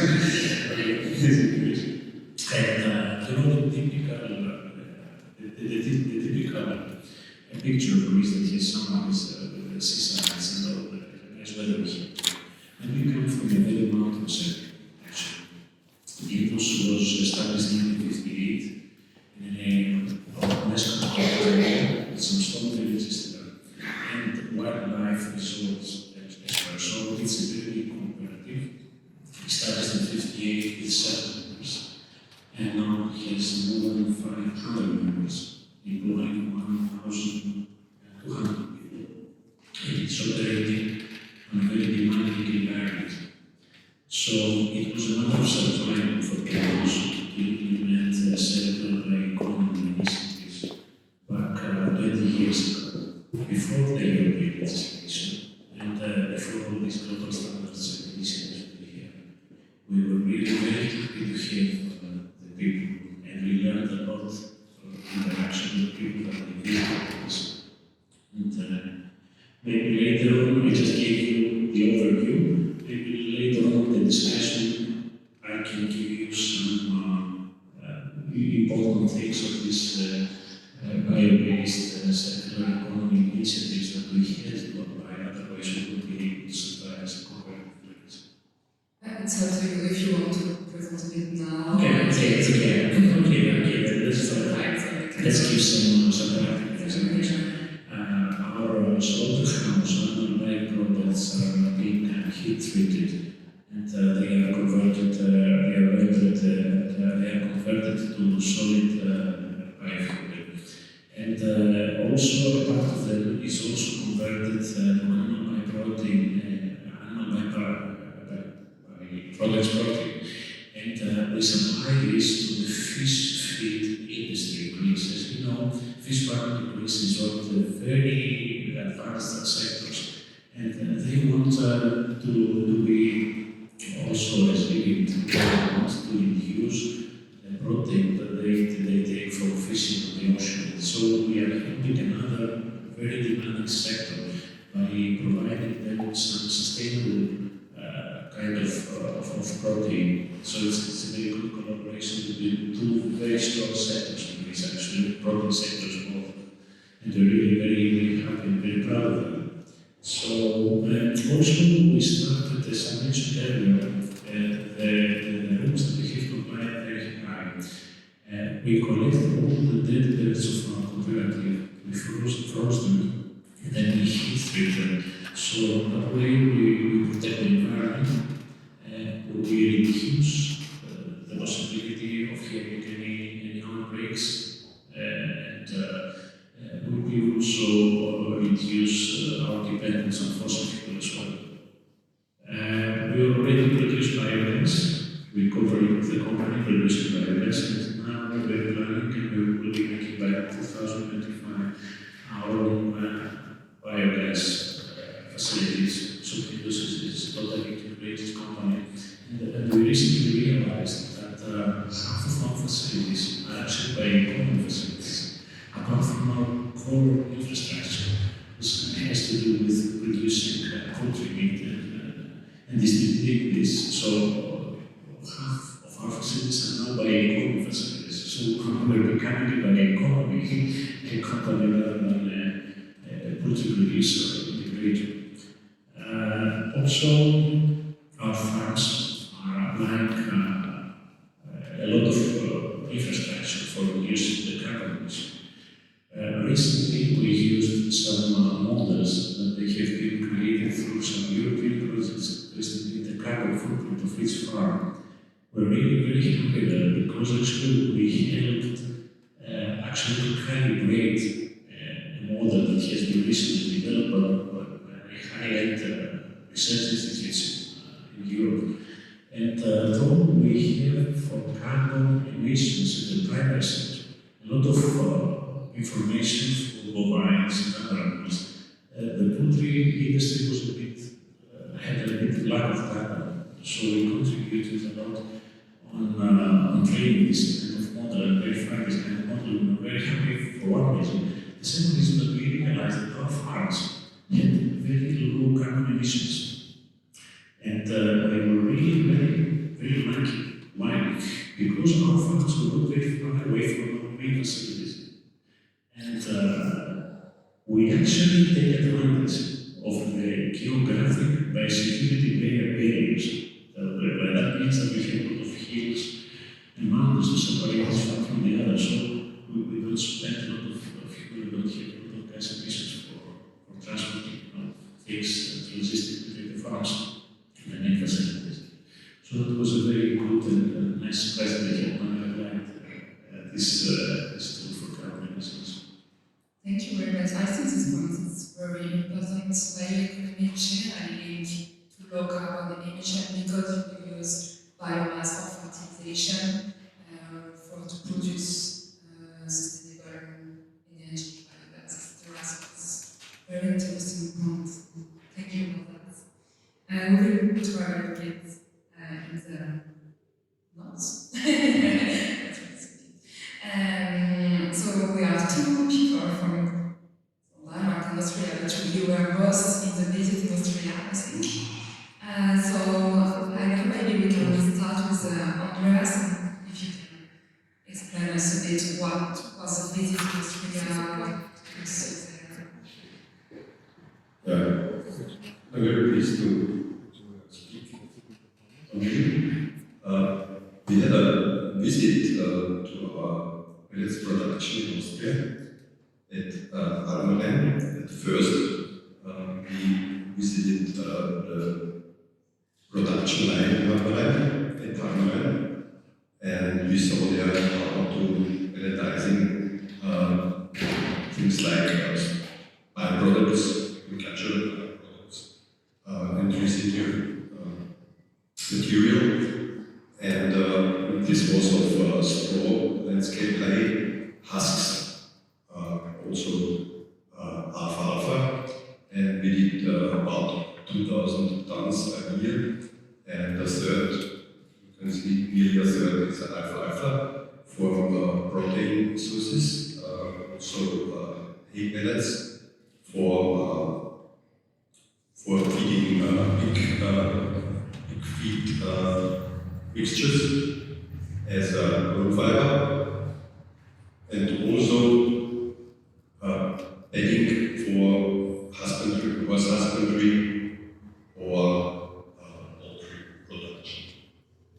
And we visited 5 enterprises, and the first was a big farm of Mr. Gombos, and Mr. Gombos mentioned us that he is very lucky with our product because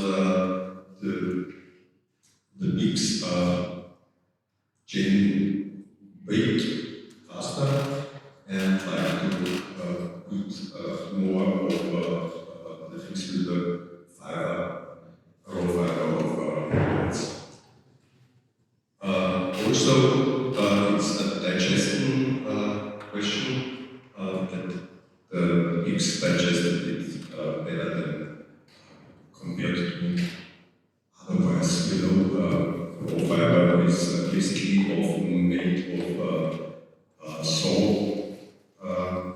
dust, and this is for the digestion compared good as of landscaping. The second visit we had was a poultry farm, poultry produce. So it was a huge stable. The advantage here of our product is in poultry bedding, and this poultry bedding reduces the amount of ammonia gas by nearly 80%. This is very good for the lungs of poultry, and also the moisture binding is very high, and this is good for the game waste. And also we had a hydrothermal treatment by pelletizing, and so of this it was a germ-free material, and this is a benefit of all this breeding. Wasstable was the next stop we had, was husbandry, and therefore was a main goal of the run, of when runs this stable, that he only need about the half of storage with the pellets, and also the volume of transport is reduced a lot, and big advantage is the nearly lack of dust he had, and he need also just by binding the moisture, he need only a third of the amount of pellets. So at last we have 2 visits often, so it was only very interesting small part of using those straw pellets. It was a mushroom producer, so it was a substrate for mushrooms. So in the middle of interest is there the kind of moisture. Yeah, it's a very different shapes. Yes, and also it's a hygienic material because of the heat treatment, heat steam treatment, and at least stop was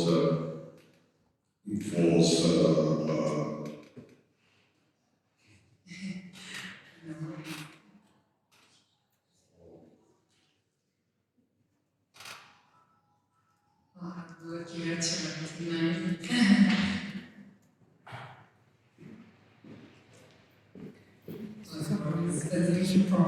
Already was the vegetable. perfect. It was the last one.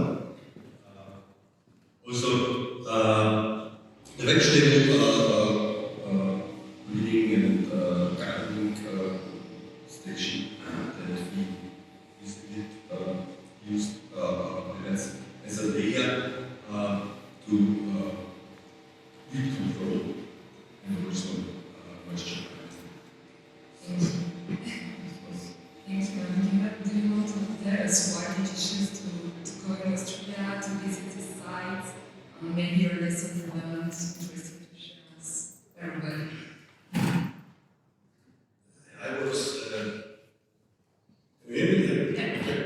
I was visiting this as an ambassador. I think it was chosen to visit that because I've been working with straw for many years in Denmark, and it's always interesting to see what other people are doing, especially in other countries where they have other possibilities. For example, with the straw, which we saw in Bangladesh, and in Austria, it's much easier to collect dry straw. In Denmark, we have only short hours every day to collect dry straws. So it was interesting to go there and see it. And I think I learned less more than he learned here this visit, but it was interesting. And one of the things,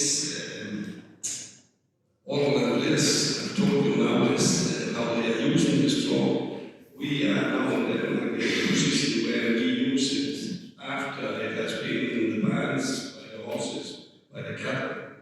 We put it in the biogas plants where straw has a very big potential for biogas. So in the future we will use a lot of straw in our biogas plants in Denmark. And next step will be that we will make a biochar.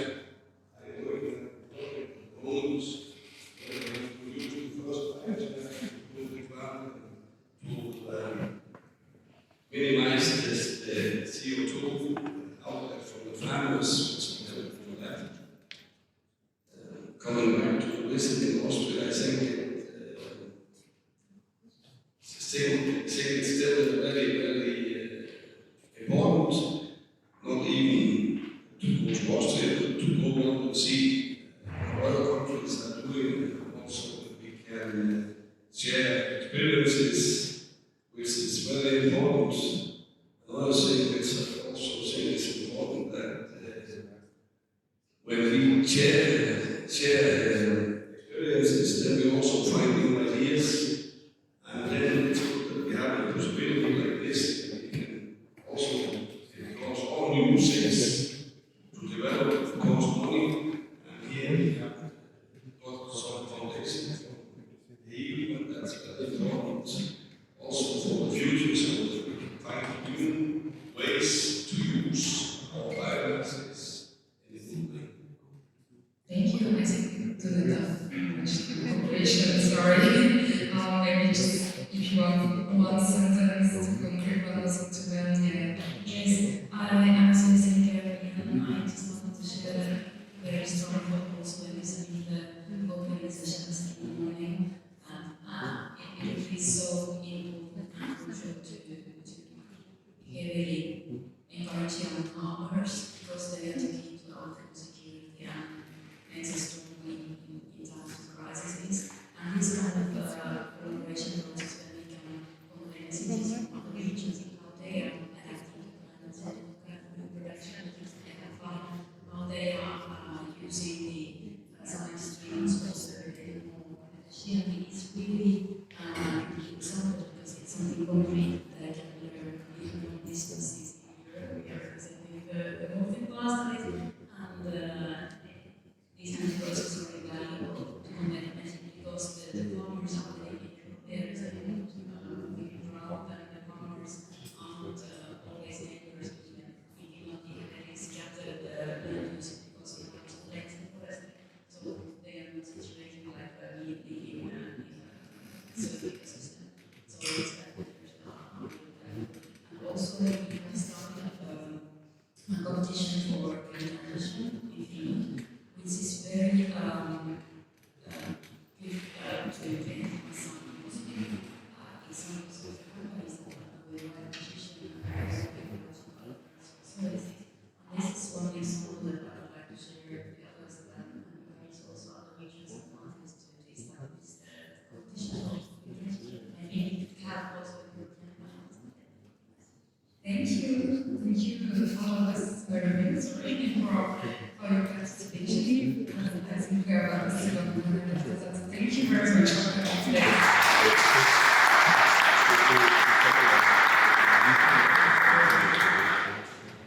Thank you so much, Camille, for leading this panel, and thank you so much to all our COOPID ambassadors and showcase representatives that were with us today.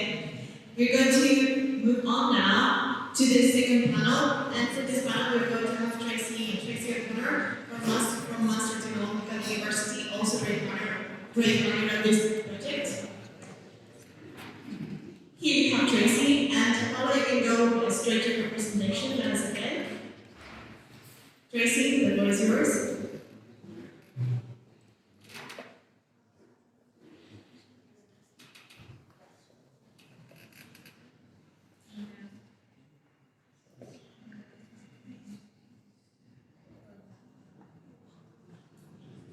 So, welcome all of you again, and thanks for staying with us for the rest of the day today. My name is Tracy O'Connor, as Africa introduced, and I'm going to talk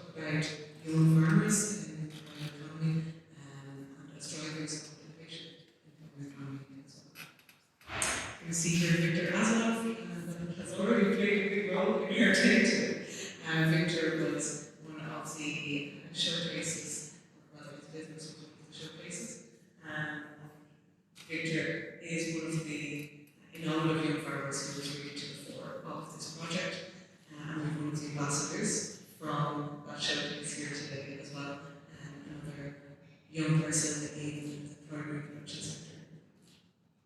So to set the scene a little bit, I'm not too sure how familiar you all are with the context for young people in urban farming. But if you're a young person in agriculture, probably you're working for a company. 86% of agricultural workforce are from within farm families, or either your parents or aunt or uncle. And you might be one of the 6.5% of farm managers who are over 35. So, in other words, making key decisions on the farm, really that being a primary job. But 81% of those people working in agriculture are farming part-time. So, as John already mentioned earlier, it's very much something that you might be maintaining after your job at weekends. You're quite unlikely to be female, so 32% of producers within Europe are female, and when you look at that in the generation under 35, it's just 1.7% of our managers. So that reflects the fact that it's 1/3 of farmers overall are female, but it looks really quite minuscule when it's 1/3 of 6.5%. So there are challenges there to try and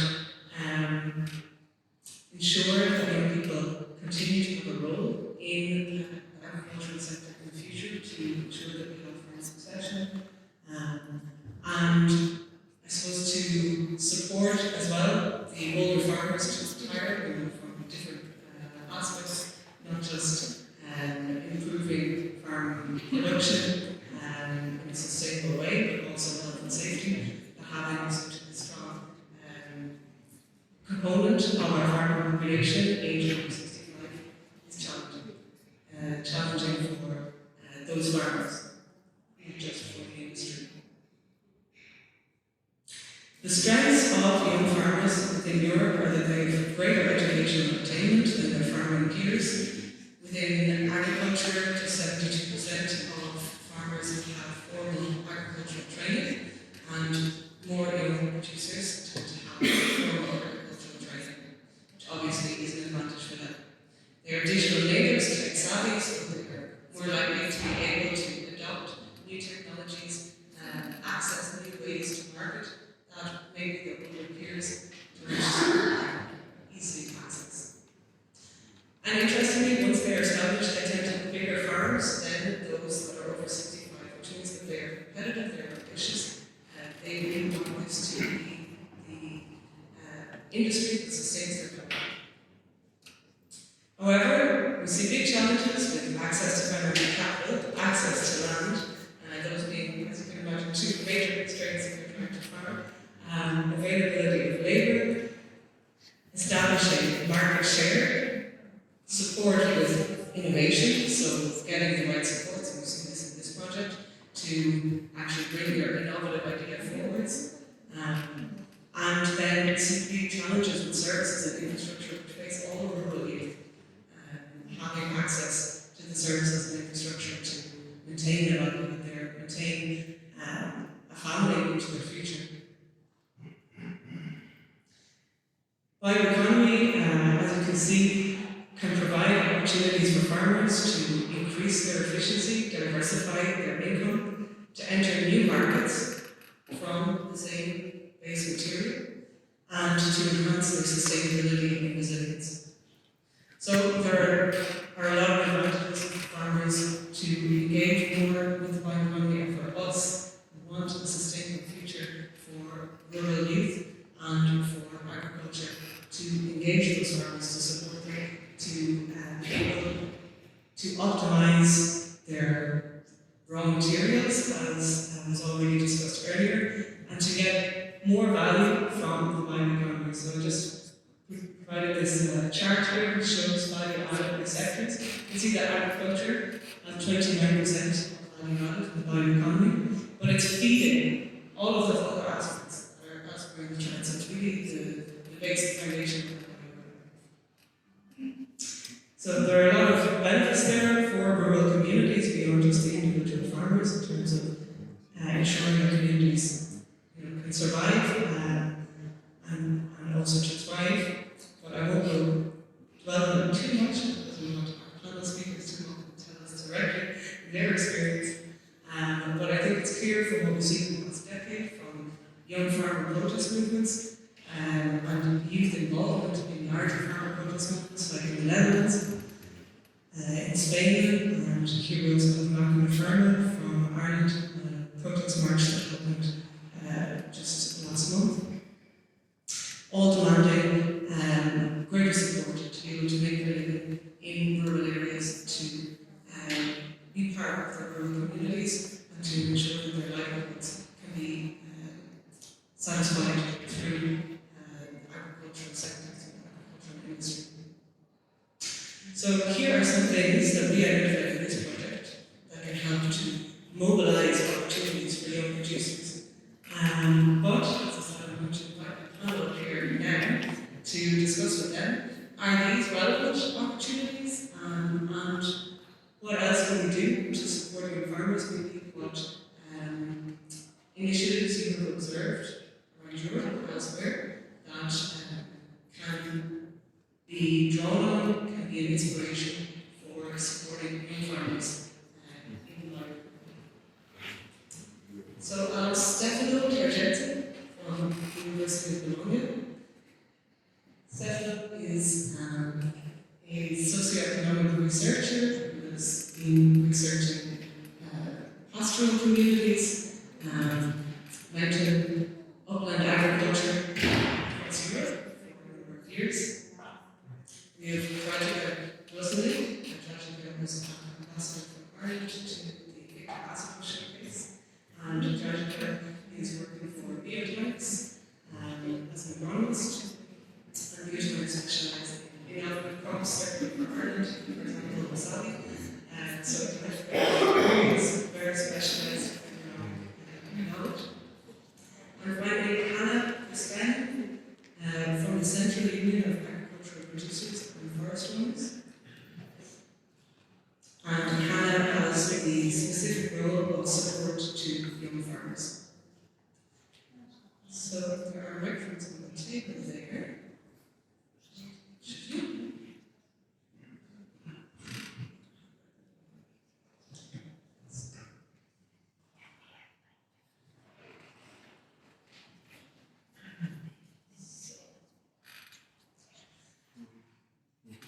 I'd like to start with this question, and I'm sorry, it's a pure visit that I was making myself, sitting underneath this. But so some of the things that I identified are skill development, regulatory alignment for some specific jobs, for example, also innovation support from advisory services, assistance with reducing risk, and collaboration support, for example, through cooperatives. Do you think those are relevant for young producers? Are those pathways that we can use to support young producers to continue, but also to make the most of the opportunities from the bioeconomy? Definitely, yes. About those skills, what our young farmers do need is more easy ways to study more about agriculture. When you are running your own business, you aren't capable to go to university for 4 or 6 years and just forget what is going on farm. So you need to have adjustable ways to study, get new information during the whole your career as a farmer. For example, that's one thing what we need to do. And also all of our advisors, they need to be in this day, to this specific moment. They need to know what's going on at the moment. I think quite a lot of our young farmers are more, they are knowing what they are doing and they need more specific advice about how to do it and how to develop their farming.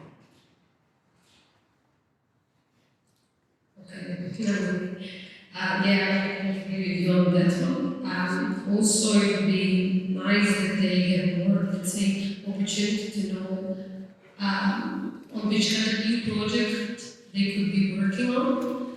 I think from my own personal perspective, you can learn a lot about it. And also it makes them think more, like they can learn, think more, they can more, kind of influence on the, whole kind of cycle. What I was saying is they think they really need the support from, let's say, from the university, from also the processors, which I think is the crucial thing. The processors are having the lens kind of, if you wanted to sell this book, like it is them who were coming to you. So these things, like if we can find like not finalize it, put them a little bit higher level, I think that would be something that would kind of attract young farmers. And also what I think, what skills, I don't think so that they need kind of, the skills you learn it with the years of experience. But I think that would be a very good thing to kind of modernize the word of farmer. Because when you say to someone, he's a farmer, you kind of run away from it. They're like, oh, we don't want to work on that, it's just their thing, and it's instead to show them, kind of, look, farmers actually doing dirt is actually nice thing, so I think if we could influence on this kind of thing, I think that could attract more farmers. Because all of this currently what's happening with everything digital, everything is on this, we cannot live from it. We need actually people to put hands in the job. So, sharing regarding the excessive farm systems, I think when you're talking about the new model of economics, it's the system as well as human society. But young farmers need knowledge support, also skill development and services, because in such a context around systems are changing. Think about climate change, think about growth predation, even bird predation, the problem actually. So it's an old farming system that has to cope with really new challenges. My experience with the people, the problem was always to also ask demand for diverting some part of the budget of agricultural policy on advisory support or new schools for shepherds, for instance. So this needs for young farmers for having the tools to cope with new challenges is really important. So your responses are making me think that maybe the relative newness or even naivety of young farmers could help them to find creative solutions, to be more open to innovative ways to use production side streams to add extra income, which is really one of the strengths of bioeconomy development for agriculture. Do you think that's possible? Maybe we'll go in reverse order. Stefan, Josh. Well, if I well understood, the extensive area of the site streams is it's traditional. We have some links with tourism, with gates, hunting, and all this kind of services that downstream from the grazing system can provide to society. So it's quite normal for them to have sort of sharing time for other activities that are connected to farming activities. The problem is maybe more on having, at least, it's very heterogeneous because the market is new, so I don't intend to be exhaustive, but in some parts, the problem is that they were used to have the time for dedicating time for other activities connected, but more and more complicated to have this spare time.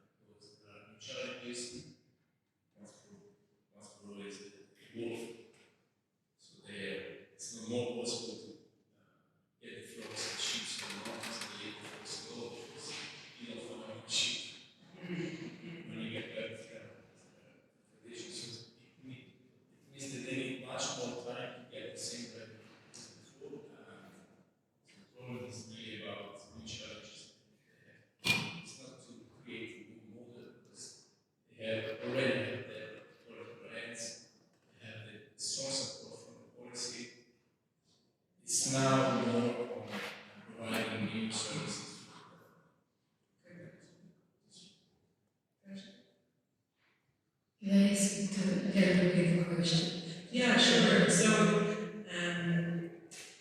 do you think that young farmers have these strengths of openness, of creativity, even naivety to adapt to the risks, to meet the challenges? Or do you think the challenges are beyond that? Really require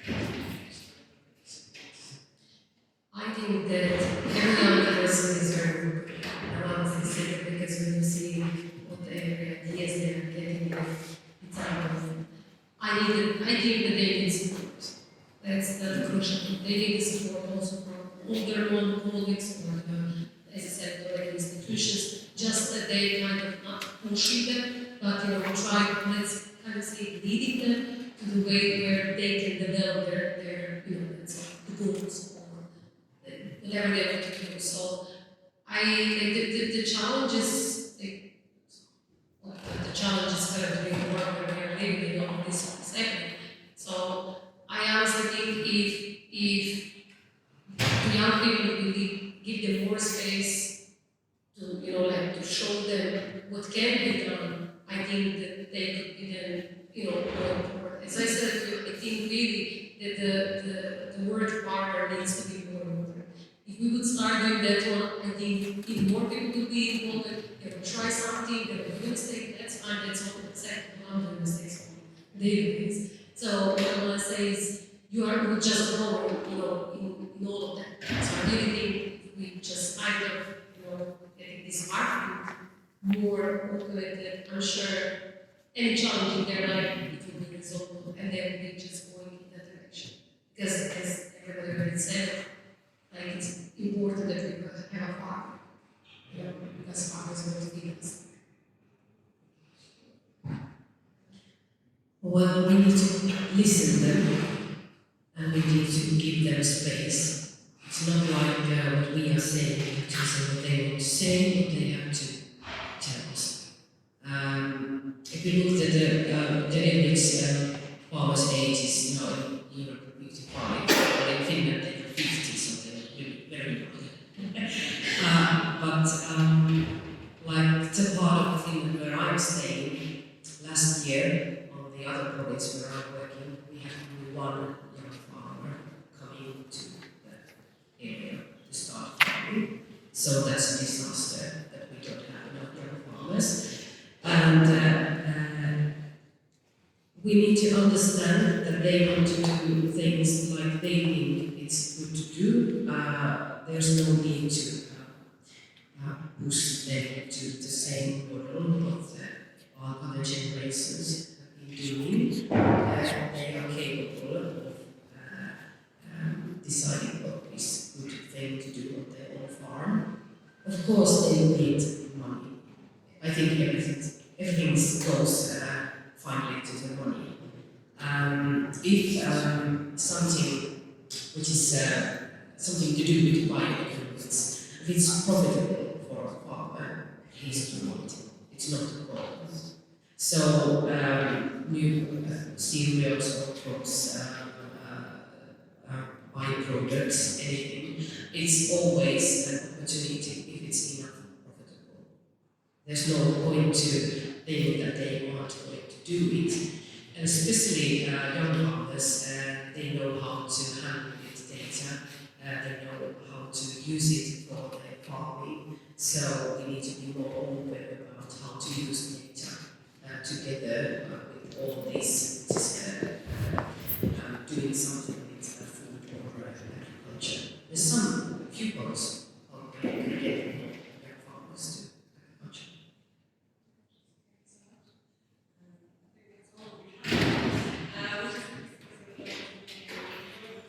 I hope it was useful for you all as well. I think there's a lot of options there, as I said, from listening to people involved in production, listening to the farmers. Thank you so much.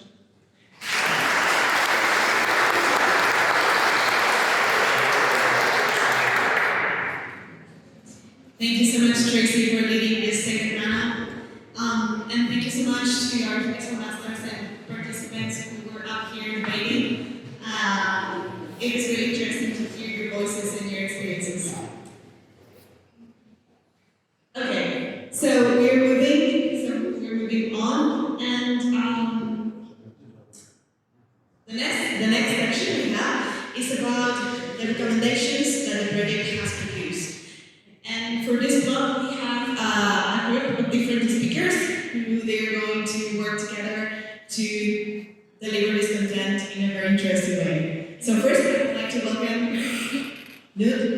from COOPID Bioeconomy Denmark.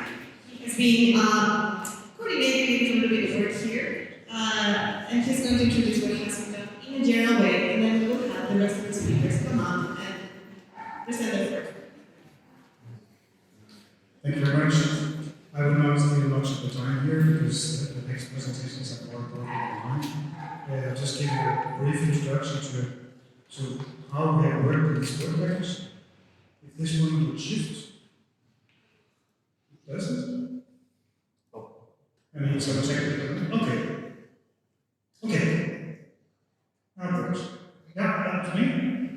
And I just briefly touched on how we select the cases and the success stories we have heard about that, and then the process of how we develop these recommendations.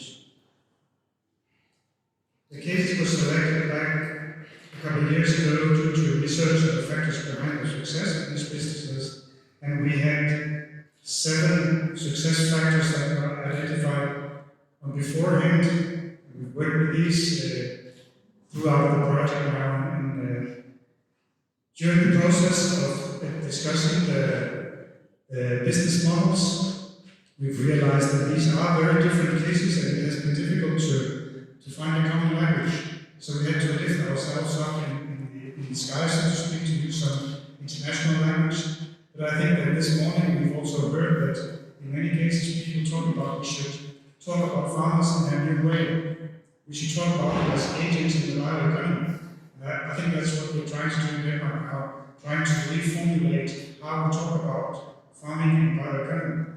I think we've tried to do that in this webpage as well, using the business model canvas in 3 dimensions, the social bottom line, the environmental bottom line, and the financial, the people, planet, profit terminology. As an example would be the Orejo, the card in Spain. There's a strong people dimension in the co-op. There's a lot of planet dimension in the way they treat and use the waste and residues in that particular case. And there's a profit dimension, which is the classic part of it. And as I was mentioned, when there's profit, there's no challenge. There might be challenges, but then non-farmers are interested to get involved. For the success stories for this bio-based economy, I could say we have added number 8 now, after the 7 we had initially, and that's the cooperative that we've talked a lot about this morning. So we've used a lot of this discussion about cascading in the bioeconomic triangle in our discussions during the work package 4. So we're now towards the recommendations. We've been working in an iterative process in the work package. It's a lot of online meetings. We had a good and fruitful workshop in Madrid in January, and we've been working on it now. The recommendations are ready in the different perspectives, like for primary producers, for policymakers, and for academia research. And we are now developing towards the final conclusions of this work package, the lessons learned, and how we're going to cooperate in the future. So thank you very much for cooperating with partners in this, and I'll give the floor now to, I think, first to David, Nibel, to talk about the policymakers, and they have a small presentation about recommendations for policymakers on bioeconomy. The floor is yours, David. Thank you. Let me first.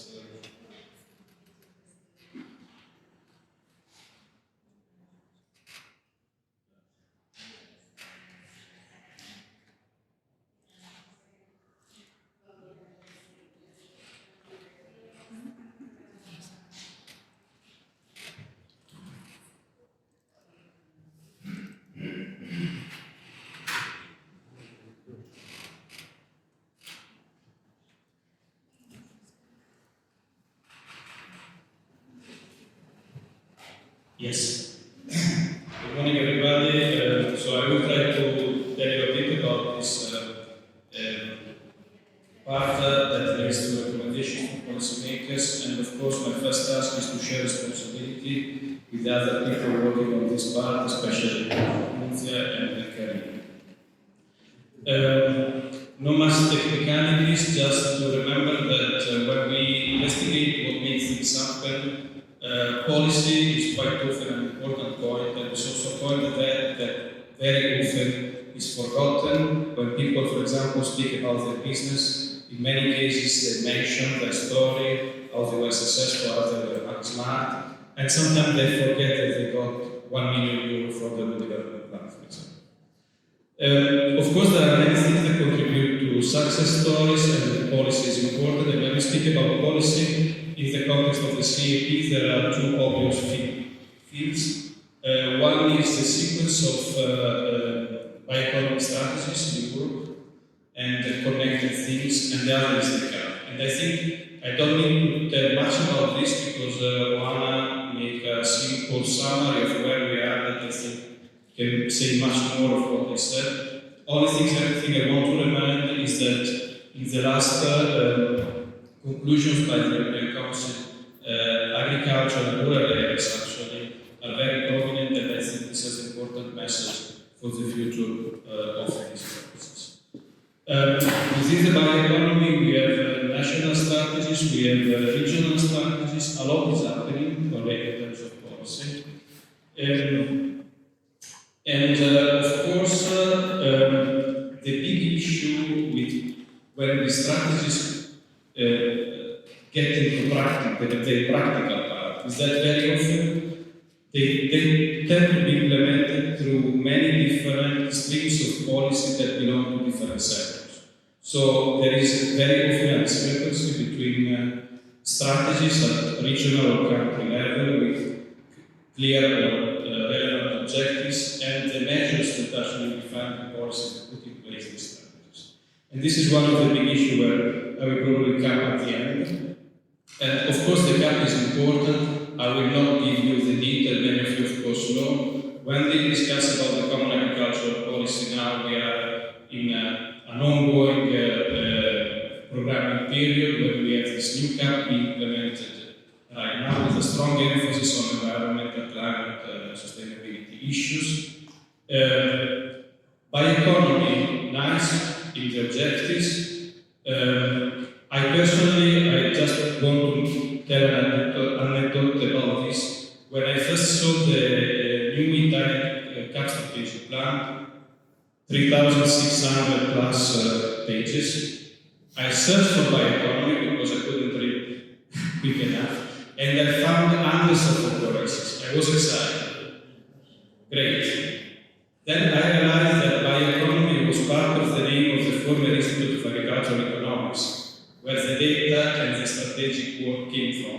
And actually, in the Italian CAP, bioeconomy is only in much more measures in the marginal areas related to waste recycling or something. Of course, everything in the CAP could be bioeconomy in the European definition, but at the same time, this is a link that clearly needs to be. Well, Nudo already explained the process, so I will go to the areas where we identify policy needs and recommendations.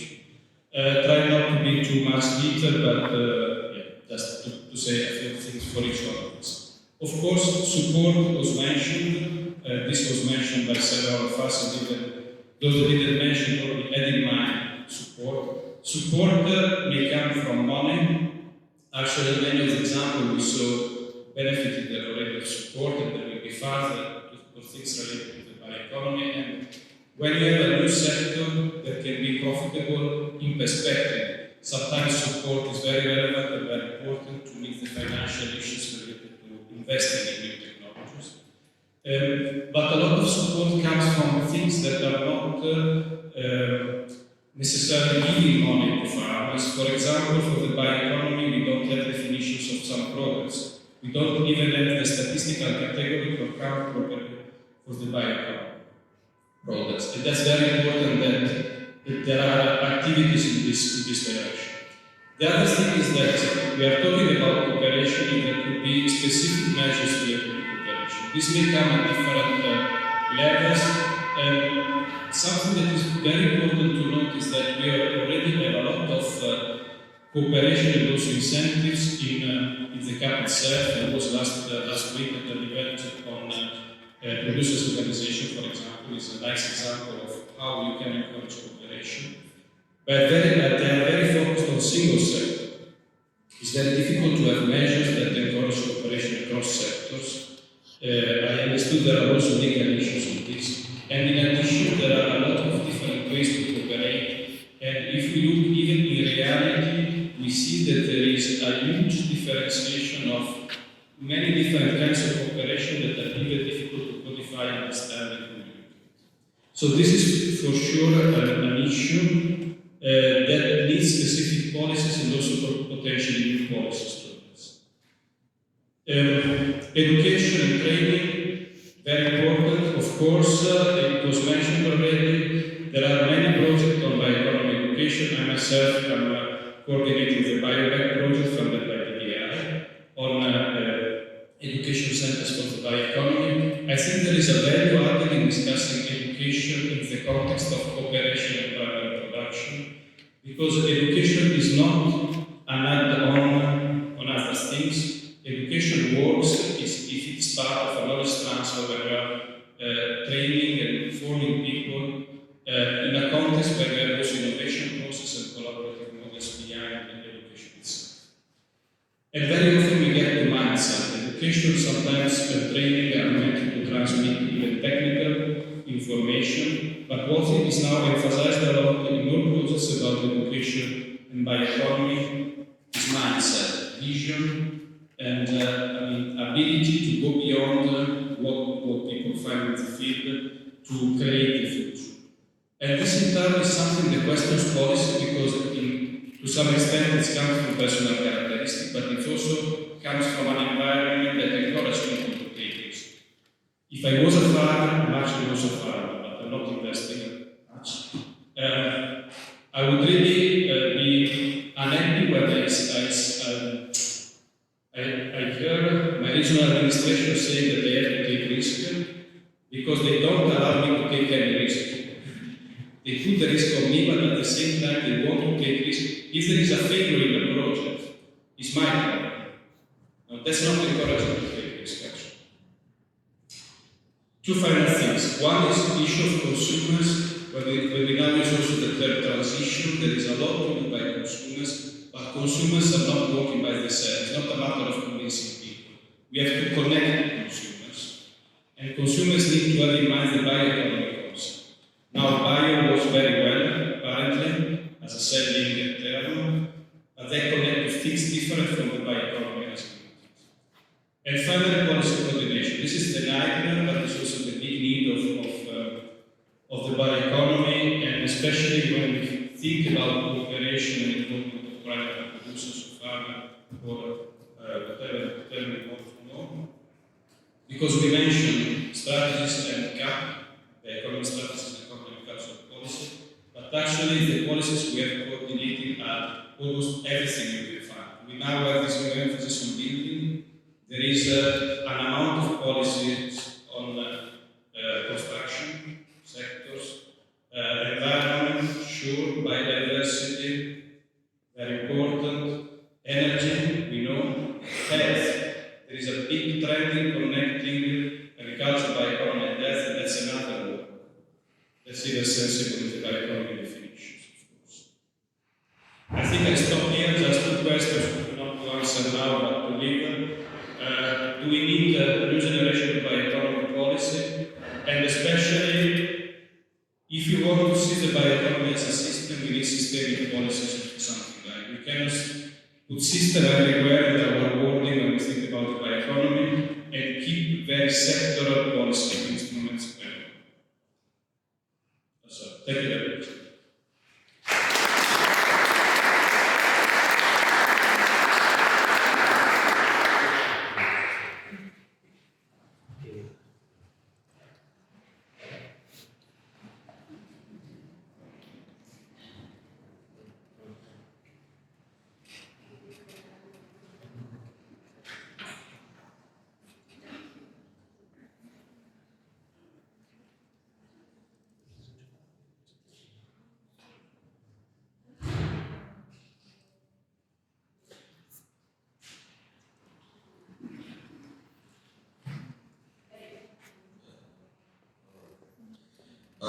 Very quickly, by the way, regarding the recommendations of research and academia, the same methodology, but we were trying actually to search connection between success factors, all these 8 success factors that were identified throughout our project for implementation of innovative business models for bioeconomy. And the answers, the feedback from not only from academia, by the way, and researchers, but also from stakeholders, all the stakeholders, because COOPID Bioeconomy clusters, as you understood, per country, in all these 10 countries, included with a kind of mixture of researchers, farmers, branch associations, advisory, etc., etc. So, as large as possible, opinion and feedback from all these groups about the role of research, how the research can help primary producers in bioeconomy sector. And we came to one big issue that we find important, and I think, because I see I'm here, and I remember 2017, for instance, when I started to assess some projects of BBI, now CDE, and one of the major things, and still is, the valorization of biomass. Why? Because we have different uses of the biomass, everything related to the biomass. This is primary biomass production for food and feed security, residual biomass, waste side streams, and finally, but not least, is the socio-economic factors that we usually neglect, but we shouldn't do it.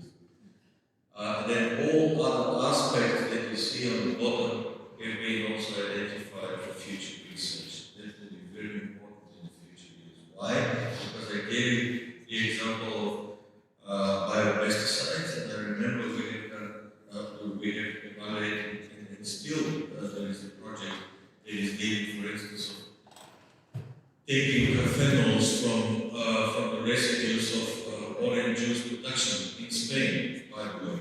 And from these phenols, they are making biopesticides. And this is a beautiful example of cooperative, I can't remember which cooperative. It was a project where demo facilities were actually funded by BBI. So that's why it is important, the issue of biomass and waste biomass valorization. What kind of questions we have asked our respondents? How can research be linked to the policies to reflect the needs of primary biomass producers? How can researchers serve primary biomass producer cooperatives with novel technologies and products more effectively? This is what we have been talking in the morning. How can academia be deployed for increasing the level of primary producers in terms of knowledge and application of innovation, technical cooperation capacities, which is also important, how to do this cooperation.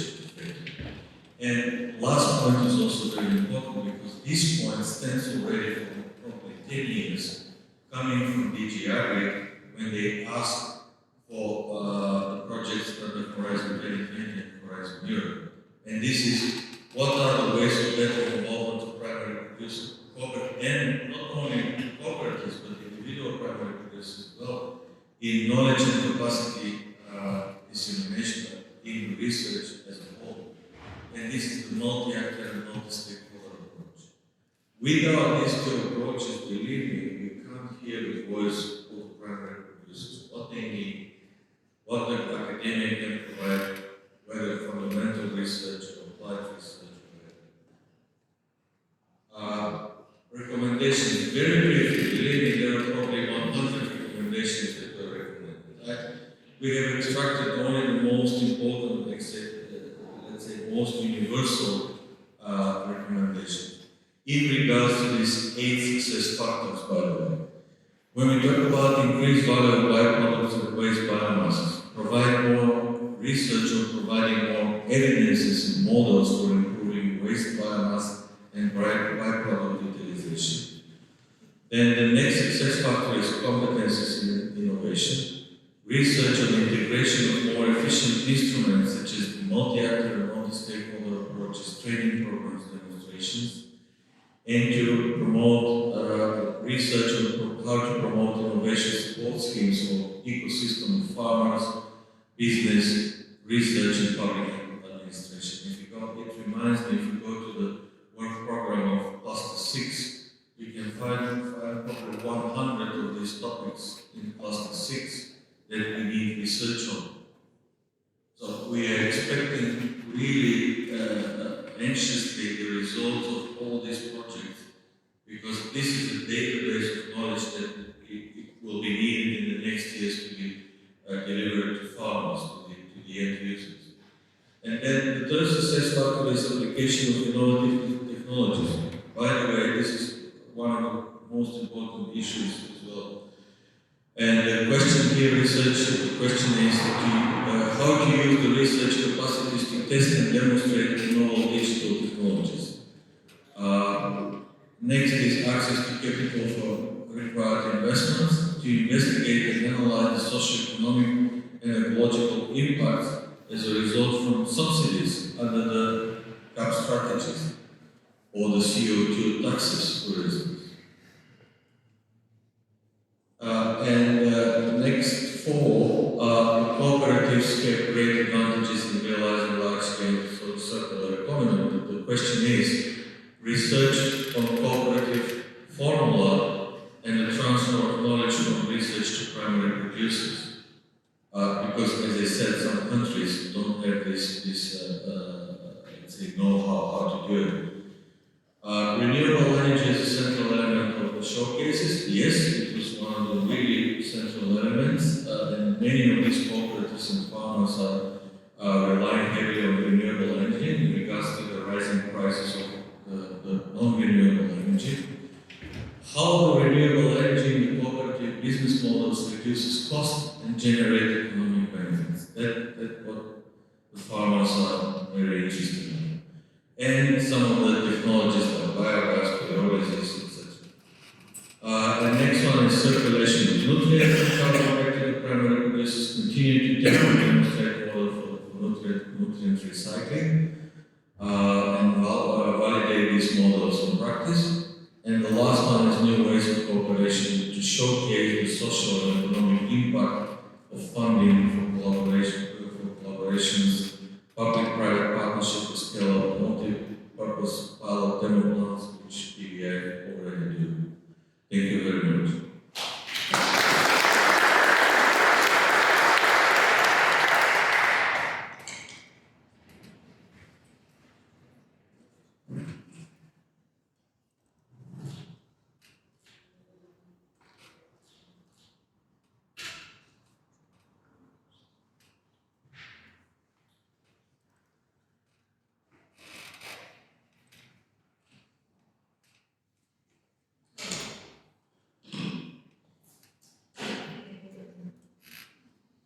I'm going to speak about new ideas, since I think that the conference has been very interesting conclusion, very interesting ideas that I'm going to emphasize the impact in the project. We are listening to some words like survive, operation, future, resilience, young farmers, that all of these are very well related to the economy. So in that sense, we are going to translate these ideas, we will try to translate these ideas into recommendations for primary producers in a kind of colloquial words, just to go through the main goal of the project, that is spread the knowledge of the bioeconomy and the primary production sector. In that sense, after identifying the X-axis factor that you are listening all the morning about it, we have tried to write some recommendations. In that sense, the first one is related to the increased value of byproducts and biomasses. In that sense, our main recommendation is that the farmers should see themselves as operators in the economy. Why this affirmation? It's because the producers should try to see their activity not as a problem, but opportunity since they have gone from being merely producers to having a relevant role in the bioeconomy for sourcing more than 55% of the EU biomass. So they are the providers of the raw materials of this kind of business model. And in fact, utilization and efficiency in the use of byproducts can contribute also to improving the society's public opinion on agriculture. So we have in front of us a big challenge, and we have the key of this work. The second one is the circulation of nutrients and carbon-backed production. We think that the farmers need to consider a holistic approach to agriculture, looking beyond the economy. The development of these new value chains that promote greater resource efficiency offer the potential to develop value-added products. This product and the reduction of emission they bring should be rewarded by the society, but needs to be understood, served by all the stakeholders, the farmers, and should have a common understanding. So to try to convince, which is clearly not easy. We have a lot of work to do. In the third position is about renewable energy as a central element. We are convinced that renewable should give importance to the value in the outcome. So we know that the renewable energy is a good way of using the biomass, but they should see faster and go ahead and take advantage of the strength of the bioeconomy concept, and taking also advantage of the cascading technology to optimize processes in water products. In the fourth position, related to the application of innovative technologies, I think that farmers should leave room for creativity and be open to collaborate and learn. Transition to bioeconomy is not easy. It requires a deep transformation. It requires to change the way of thinking about the bioeconomy, about the farming activities, the use of new production mechanisms, facing new consumption patterns, establishing new public policies, but in fact we need collaboration in the innovation techniques. Using in the best way the experience of the farmers, but also the experience of the academia, but also the experience of other agents that could be essential for this joint development of the economy. The fifth position, in terms of the access to capital for private investment, the most important idea is the farmers should see the economy as a business model rather than farming. Business implies that private producers should take into account two main concepts, not only the cost, but the risk, like we have heard from Ladisla, but they need to incorporate also adjustment to this business model to do as arose as possible. And we are convinced that they also need financial resources at the beginning, but we are also convinced that the farmers should take part in an economic way of this business model to feel owners of these initiatives.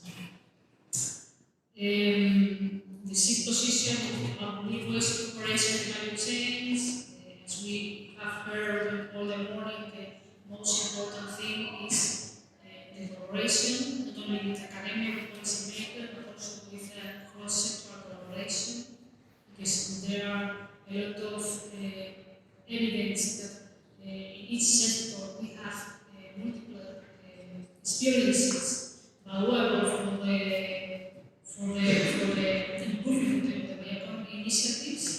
So in that way, we could achieve efficiency and optimal resource. In the seventh position, competence in innovations, the most important thing is we need, as a primary producer, to transmit clear messages to the population to convince them about the value of this economy. But in fact, we need to try to learn about real experiences by economy, like the COOPID experience that we have analyzed 11 of them. It's possible to find in different countries, different initiatives, different ways, all of them working on bioeconomy. And through these real experiences, we could work, as a producer, with more conviction, with more effectiveness to try to go to the new solutions.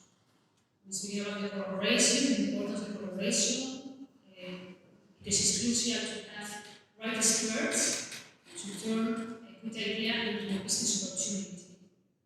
And just to finish, we are going to speak about the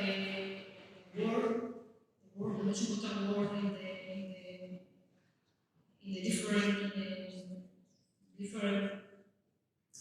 speakers. So we are going to speak about cooperation. Cooperation is a formula to face future challenges.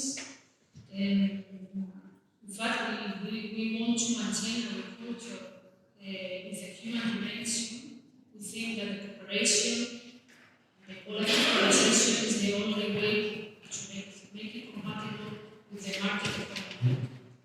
When we find, when we work with organized partners, they are working, adding value and services not only to the product but to the community, and they are trying to differentiate the products in the market in a joint way. We are convinced that this is going to improve the social organization to address local market and cooperation to address global markets. So in summary, we need modern farmers willing to be working into it.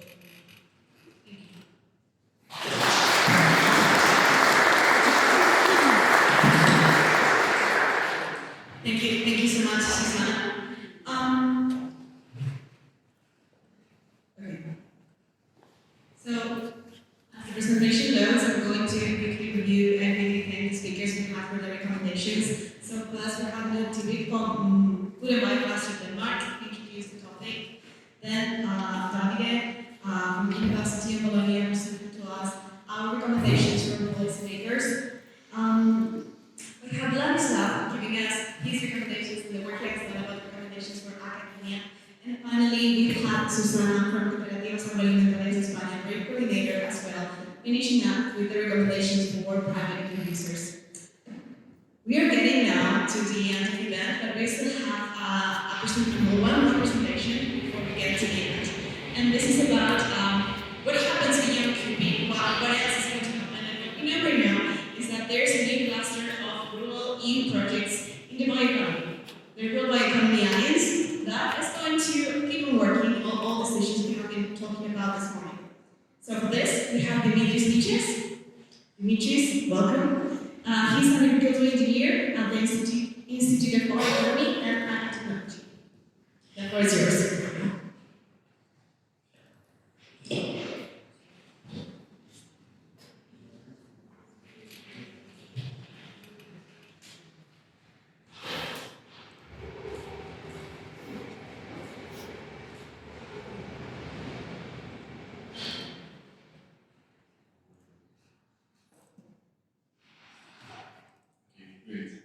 First of all, thank you very much for the hospitality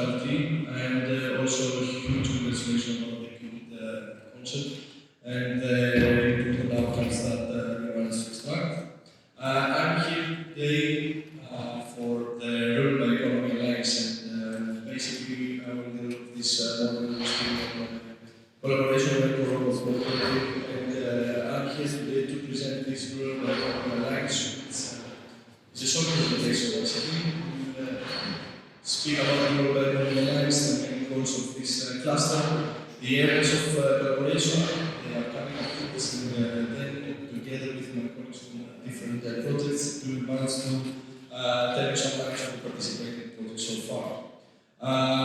So basically, the Rural Bioeconomy Alliance is an alliance between the EU-funded projects that support the development of rural circular economy initiatives in the European Union.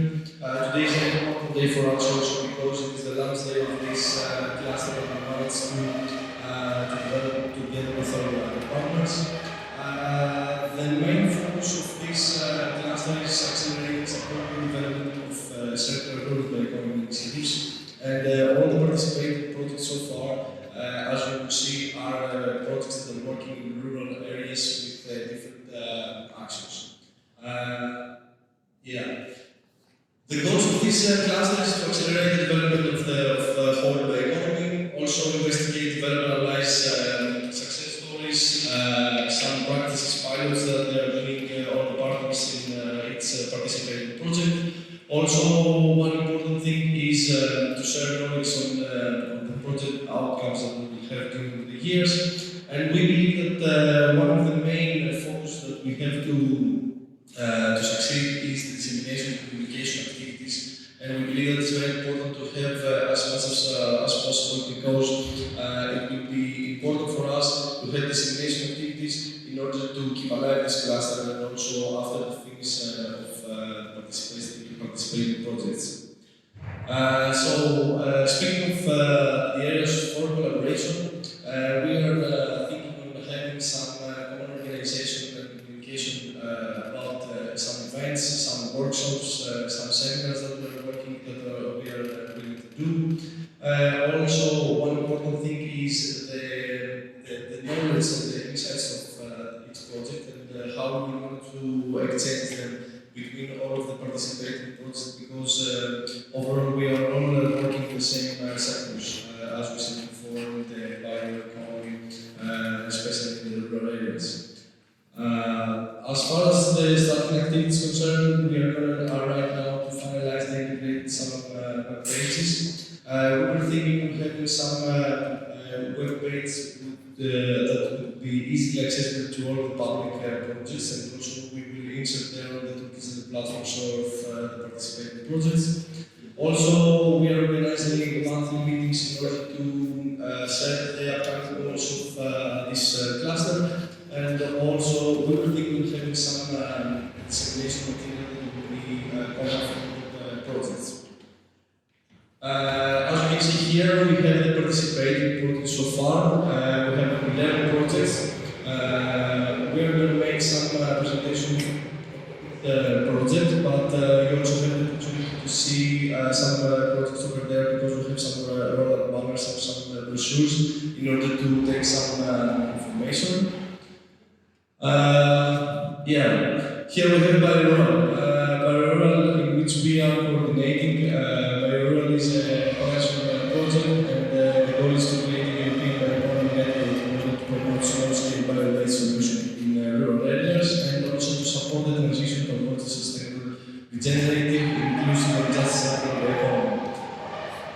Also, we have Relief, which is an Erasmus project, and it's important to say that we have also Erasmus projects in this cluster. This has to do with higher education and vocational educational training models in order to provide new training approaches, innovative learning materials, training practices in the field of bioeconomy, so that we open up new learning opportunities. This is also important for the farms that you said before.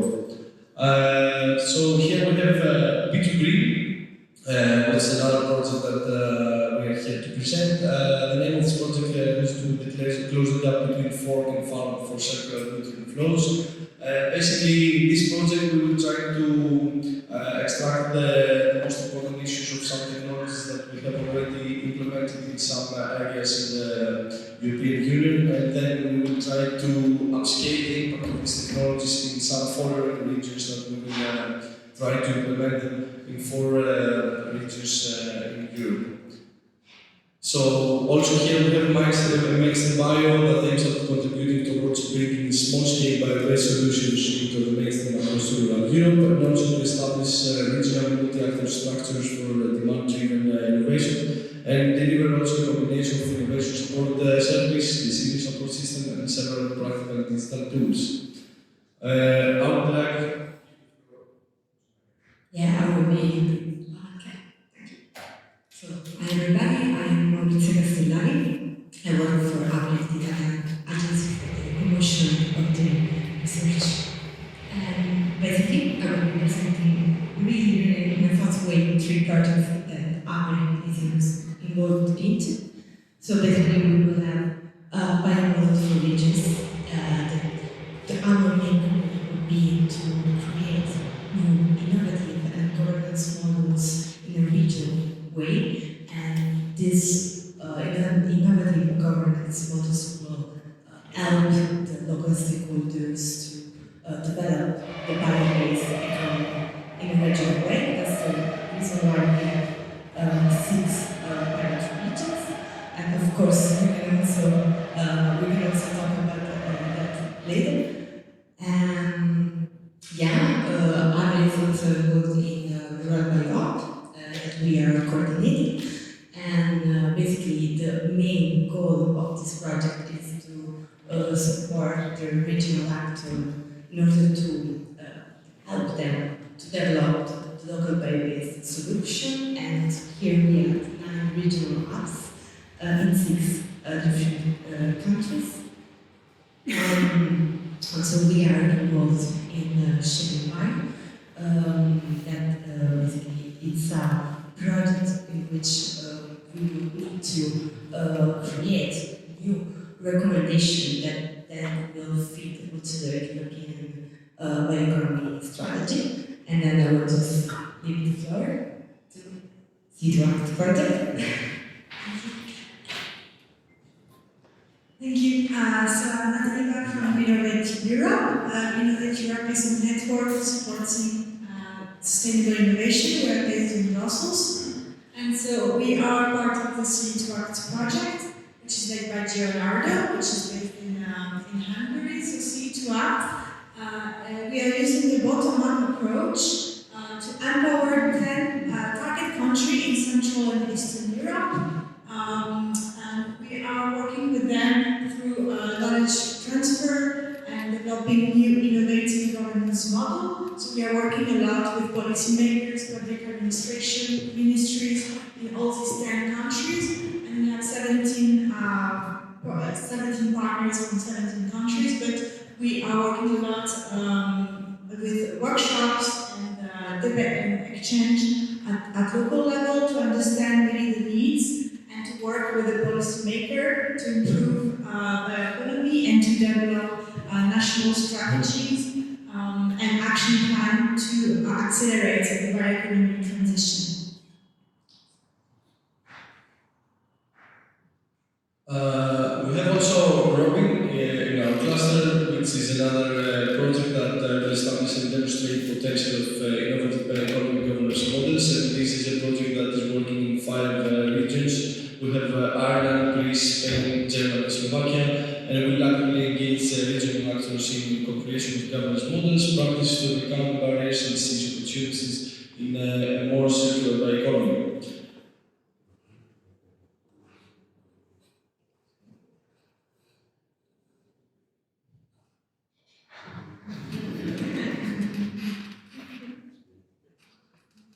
Which one becomes next?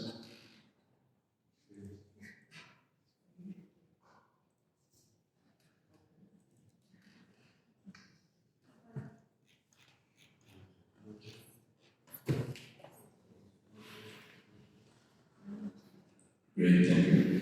The last participating project is the Scale-Up that supports the regional partnerships in identifying and scaling up sustainable bio-based value chain. Also a 3-year horizon project with 6 pilot regions, as you can see, and with the vision in order to create a fully exploited sustainable bioeconomy across European regions. Here you can see in the middle the logo that we have created for the Rural Bioeconomy Alliance. I would like to thank you for your time, and I would like to say that it is important for us to have a successful collaboration between all of these participants. with the aim of explore synergies between all of these projects, and we also have the opportunity to collaborate in order to share all of these knowledge and outcomes of the participating projects, and we're now starting to work on this alliance and to see which are the best way to proceed in the future. And also would like to see how we will manage to also put some other participating projects working on the rural economy. So thank you very much for your time.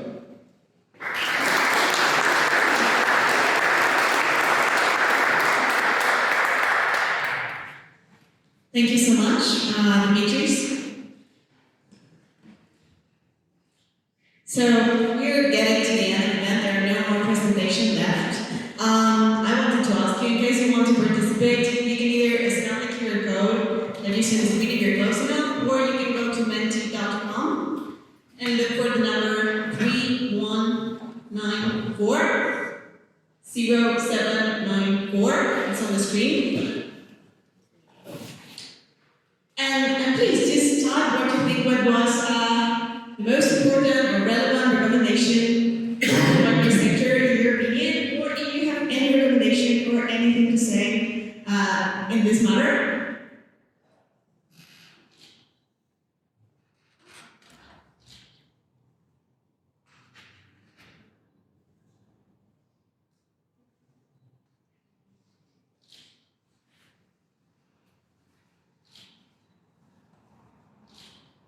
Okay.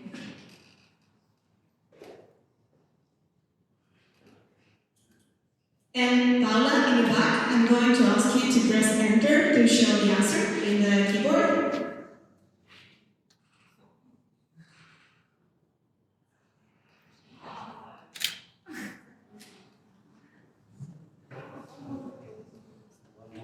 That's okay.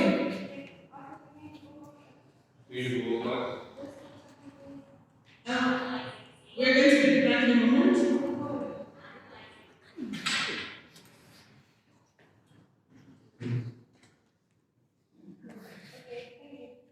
And there we go.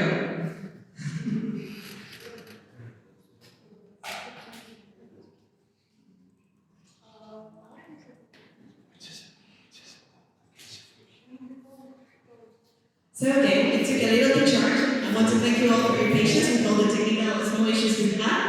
But I'm going to read you some of the sentences. Empower your farmers and foresters. Policy coherence at the national level. Support comparative models. Be open. Transition to renewables. Use of cooperatives. Private-public value chains. And keep on the good work while grouping others. I like that. Okay, cooperation. We'll see many of the words that we have been listening throughout our presentations, and I think the sentences we have here summarize very well the presentations, the content, and everything we have seen. And I'm going to with you to go to the powerful phase, which is going to be short. I wanted to thank everybody for coming and for joining us today. The COOPID project started more than 2 years ago, and it has been a great learning process for us for the environment, and I believe for all partners that were involved in the project. And we're very happy with what we have achieved after 2.5 years of work. Thank you so much for coming. And I'm going to leave it to Farah.